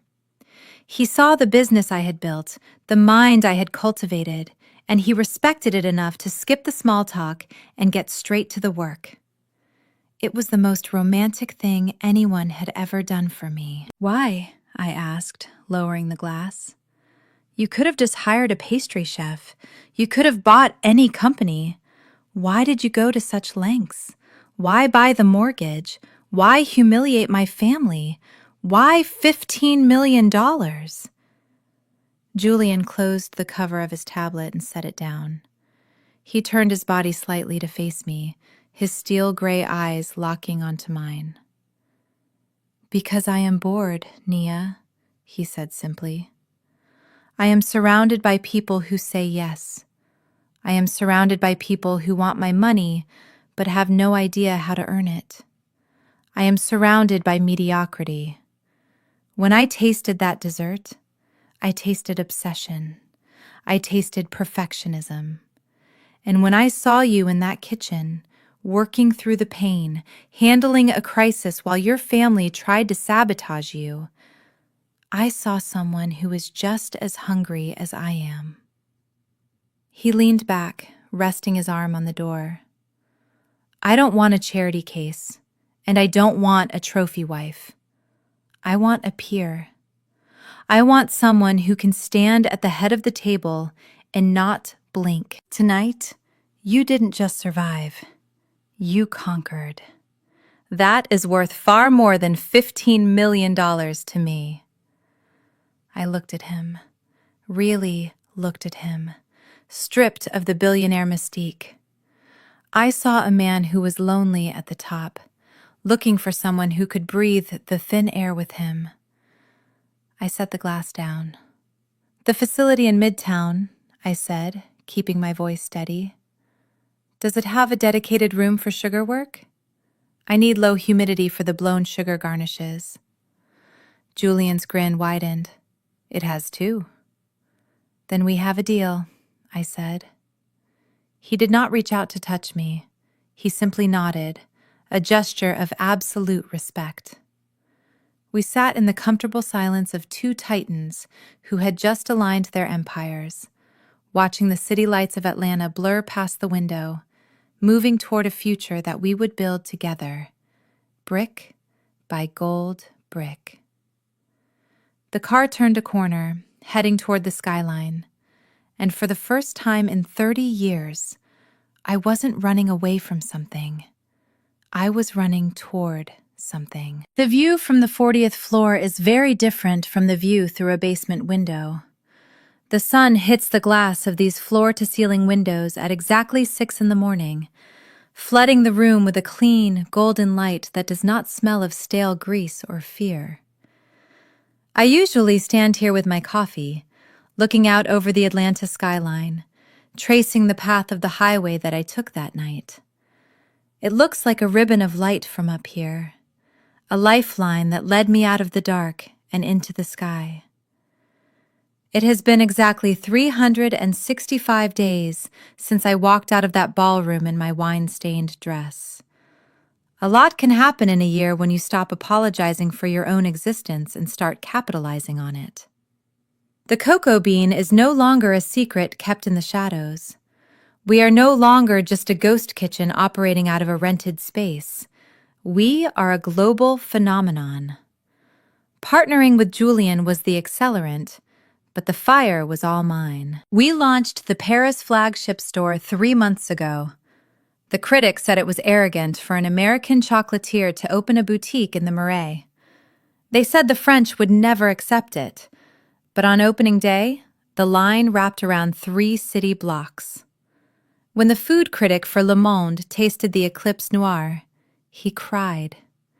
He wrote that it tasted like the beautiful, tragic poetry of a storm. We sold out of 6 months of inventory in 48 hours. We have expanded into Tokyo, utilizing the high-speed logistics network that Julian mapped out on that car ride. The nitrogen-cooled shipping containers ensure that my pralines arrive in Ginza with the exact same texture they had when they left the tempering room in Atlanta. We have locations opening in Dubai and London next quarter. The company that my parents called a useless hobby is now valued at over $200 million. And the best part is that I did not have to compromise a single ounce of quality to get there. I still approve every flavor profile. I still spot check the batches. The only difference is that now, when I walk into the kitchen, nobody tells me to clean up. They stop what they are doing and wait for my instructions. And then there is this place. You might be wondering about the room I am sitting in right now. You might think it is a rented studio or a set designed to look like success. It is not. This is my living room.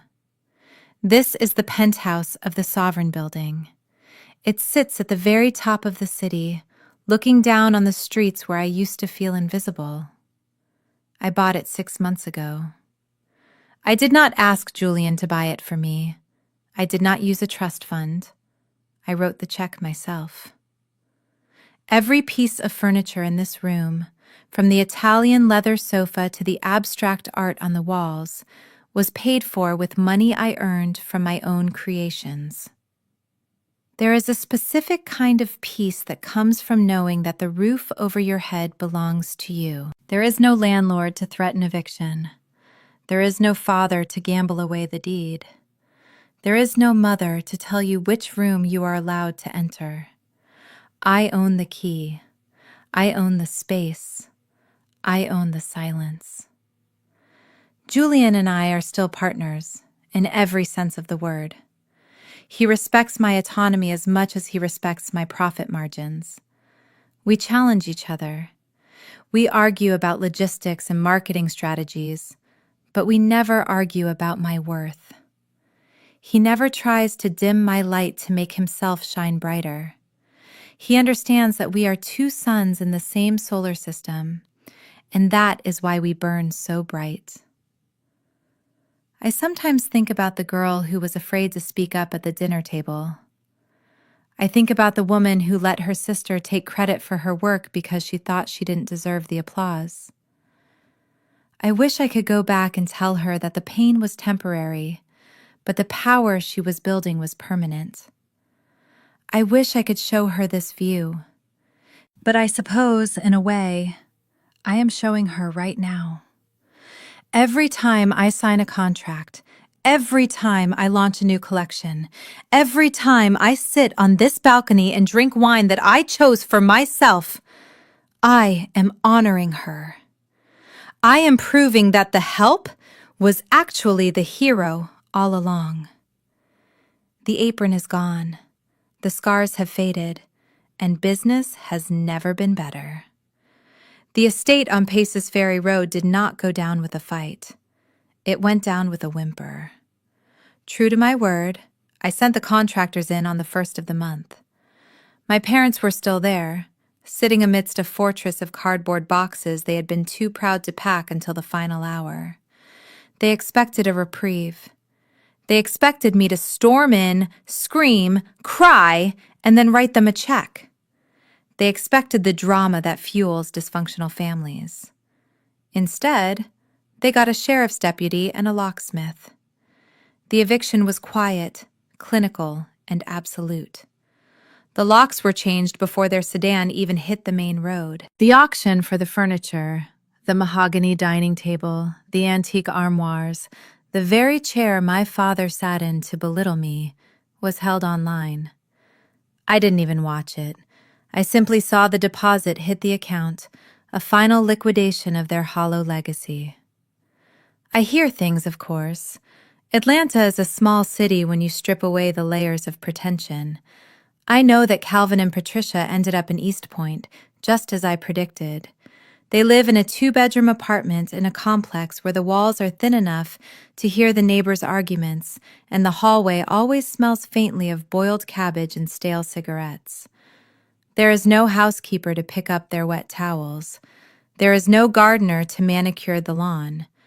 There is just the relentless, grinding reality of their own choices. My mother, A woman who once hosted galas for 500 people now spends her days trying to convince the other tenants that she is merely between estates, clutching her pearls as if they are religious artifacts. My father has shrunk. Without the big house and the country club membership to prop up his ego, he is just an angry old man yelling at the television, still waiting for a lucky hand that will never be dealt. And then there is Bianca, the golden child, the princess who needed everything to be perfect. Fate, it seems, has a particularly sharp sense of irony. She did not marry a backup millionaire. She did not find another savior. Her reputation in our social circle was incinerated the night Julian walked out. She became radioactive. No respectable man wanted the drama, and no respectable company wanted the liability. Last week, an associate sent me a photo. It was taken at a mid-tier sports bar near the airport. In the background, wearing a tight, uncomfortable uniform and a sash that said "Promo Girl," was my sister. She was holding a tray of cheap, neon-colored shots, forcing a smile for a group of men who were not looking at her eyes. She spends her nights pouring drinks for people she used to look down on, tolerating their bad jokes, enduring their wandering hands, desperate for tips to pay her rent. She is finally learning what it feels like to serve. She is finally understanding the physical toll of standing on your feet for 8 hours in heels that hurt, smiling when you want to scream. I wonder if, in those moments of exhaustion, she remembers how she used to snap her fingers at me to refill her wine. I wonder if she tastes the bitterness of her own medicine. I do not visit them. I do not send Christmas cards. I blocked their numbers on my phone the day I signed the deed over to the new owners. Occasionally, a mutual acquaintance will try to bring them up. They will lower their voice and say, "Nia, it's so sad. They are really struggling. Maybe you could just help a little?" I shut it down immediately. I do not feel hate. Hate requires passion. Hate implies that they still have power over my emotions. I do not feel that anymore. But I also do not feel pity. Pity is reserved for victims of circumstance, for people who were dealt a bad hand and tried their best. My family was dealt a royal flush, and they set the cards on fire because they liked the flame. Their struggle is not a tragedy. It is a consequence. It is the physics of the universe correcting an imbalance. I provided them with the ultimate gift, the opportunity to stand on their own 2 feet. For the first time in their lives, they are earning their keep. They are living the life they can afford, not the life they stole from me. I have released them. The cord is cut. The debt is paid. And as I sit here in the silence of my own success, I realize that the greatest revenge was not destroying them. It was simply letting them be themselves, without me there to save them. I reach for the silver frame sitting on the marble desk. The photo is not of 2 people embracing at sunset or toasting at a lavish party. It is the moment we stood in front of the new distribution center in Tokyo, holding giant gold-plated scissors, ready to cut the ribbon. Our eyes are not on the camera lens, but looking straight ahead in the same direction. That is the truest portrait of this relationship. It is not a sappy romantic fairy tale, but a strategic commitment between 2 conquerors. People still ask me, with that mix of curiosity and envy, "When are you getting married?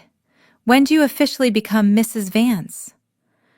They still think in that old, worn-out groove, the mindset that killed my mother and drowned Bianca. They think the ultimate destination for a woman, no matter how successful, is finding a husband to lean on. They do not understand that I did not climb out of the deep pit of dependency just to walk into another golden cage, no matter how spacious it is. Julian and I are not married. We haven't even discussed it. Not because we fear commitment, but because we do not need a piece of paper to define this bond. Our relationship is not built on possession or the need for provision. Bianca wanted Julian because he was an unlimited credit card, a ticket to high society without the labor. And me? I have my own black card. I have a net worth large enough to buy an entire island if I wanted to. When we go out to dinner, sometimes I pay the bill. The first time I did, the waiter looked at Julian with apprehension, but he just smiled and sipped his wine. He is not threatened by my independence. He is aroused by it. He loves how I argue about global cocoa market fluctuations. He respects how I turned down a bad investment deal he proposed.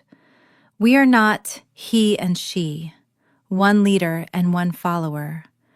We are two parallel lines moving forward at breakneck speed. Julian never brings me roses or chocolates. He knows I own a chocolate factory and I hate useless sentimental clutter. Instead, for my birthday, he gifted me the intellectual property rights to a new food freezing technology that helped me double my production scale. And the gift I gave him in return was a quarterly financial report with profits exceeding expectations by 200%. That is our love language: efficiency, growth, and power. I place the photo back in its spot, my finger tracing lightly over the glass. I do not need him to feed me. I do not need him to shelter me. I need a teammate strong enough to run with me in this brutal marathon of commerce. Someone who never tells me to take a rest when I want to conquer the next peak. We are not a blindly dating couple. We are two empires merging. And when two great fires meet, they do not extinguish each other. They create a blaze bright enough to burn down the old world outside. People love to put labels on you. They love to put you in a box because it makes them feel safe. For 30 years, I was just Nia the baker. To my family, that title was an insult. It was a synonym for servant. It meant I was the one who stayed in the kitchen while they drank champagne. It meant I was the one with flour in my hair and burns on my arms, while they wore silk and diamonds. They thought that calling me a baker was a way to keep me small. They thought it defined my limit. But they made a fatal mistake. They forgot that the person who prepares the food controls the hunger. They forgot that the kitchen is not a prison. It is a laboratory where raw ingredients are transformed into power. So I want to ask you a question. What do they call you? Do they call you a dreamer? Do they call you a failure? Do they call you difficult or stubborn or too ambitious? Do they look down on you because you work with your hands or because you are starting from zero? Good. Let them talk. Let them underestimate you. Being underestimated is the greatest competitive advantage you will ever have. It allows you to move in the shadows. It allows you to build your foundation while they are too busy admiring their own reflection. Take every insult they throw at you and treat it like fuel. Take their doubt and throw it into the mixing bowl. Add a cup of their cruelty. Whip it until it turns into cold, hard ambition. Bake them a cake called success. Make it towering and undeniable. Make it so beautiful that they cannot look away. But here is the most important part. Do not offer them a slice for free. Do not give them a discount because you share a bloodline or a history. Make them stand in line. Make them make a reservation 6 months in advance. Make them pay the market rate for the excellence you created. And when they complain about the price, Look them in the eye and tell them that the price went up yesterday. Because the sweetest taste in the world is not Valrhona chocolate or Tahitian vanilla. It is the realization that the people who once treated you like garbage can no longer afford to be in your presence. My name is Nia Brooks, and I am no longer just a baker. I am the architect of my own life. I built an empire out of sugar and spite, and I am just getting started. If you are tired of being the side character in your own story, if you are ready to stop apologizing and start conquering, then you are in the right place. Hit that subscribe button, turn on the notifications. Let us build something dangerous together. Class is dismissed. Now get back to work. The most powerful lesson from Nia's journey is that excellence is the ultimate leverage. While her family focused on shallow appearances, she focused on mastery. She proved that true revenge is not about fighting back. It is about outgrowing the people who tried to keep you small. Do not waste your energy begging for a seat at their table.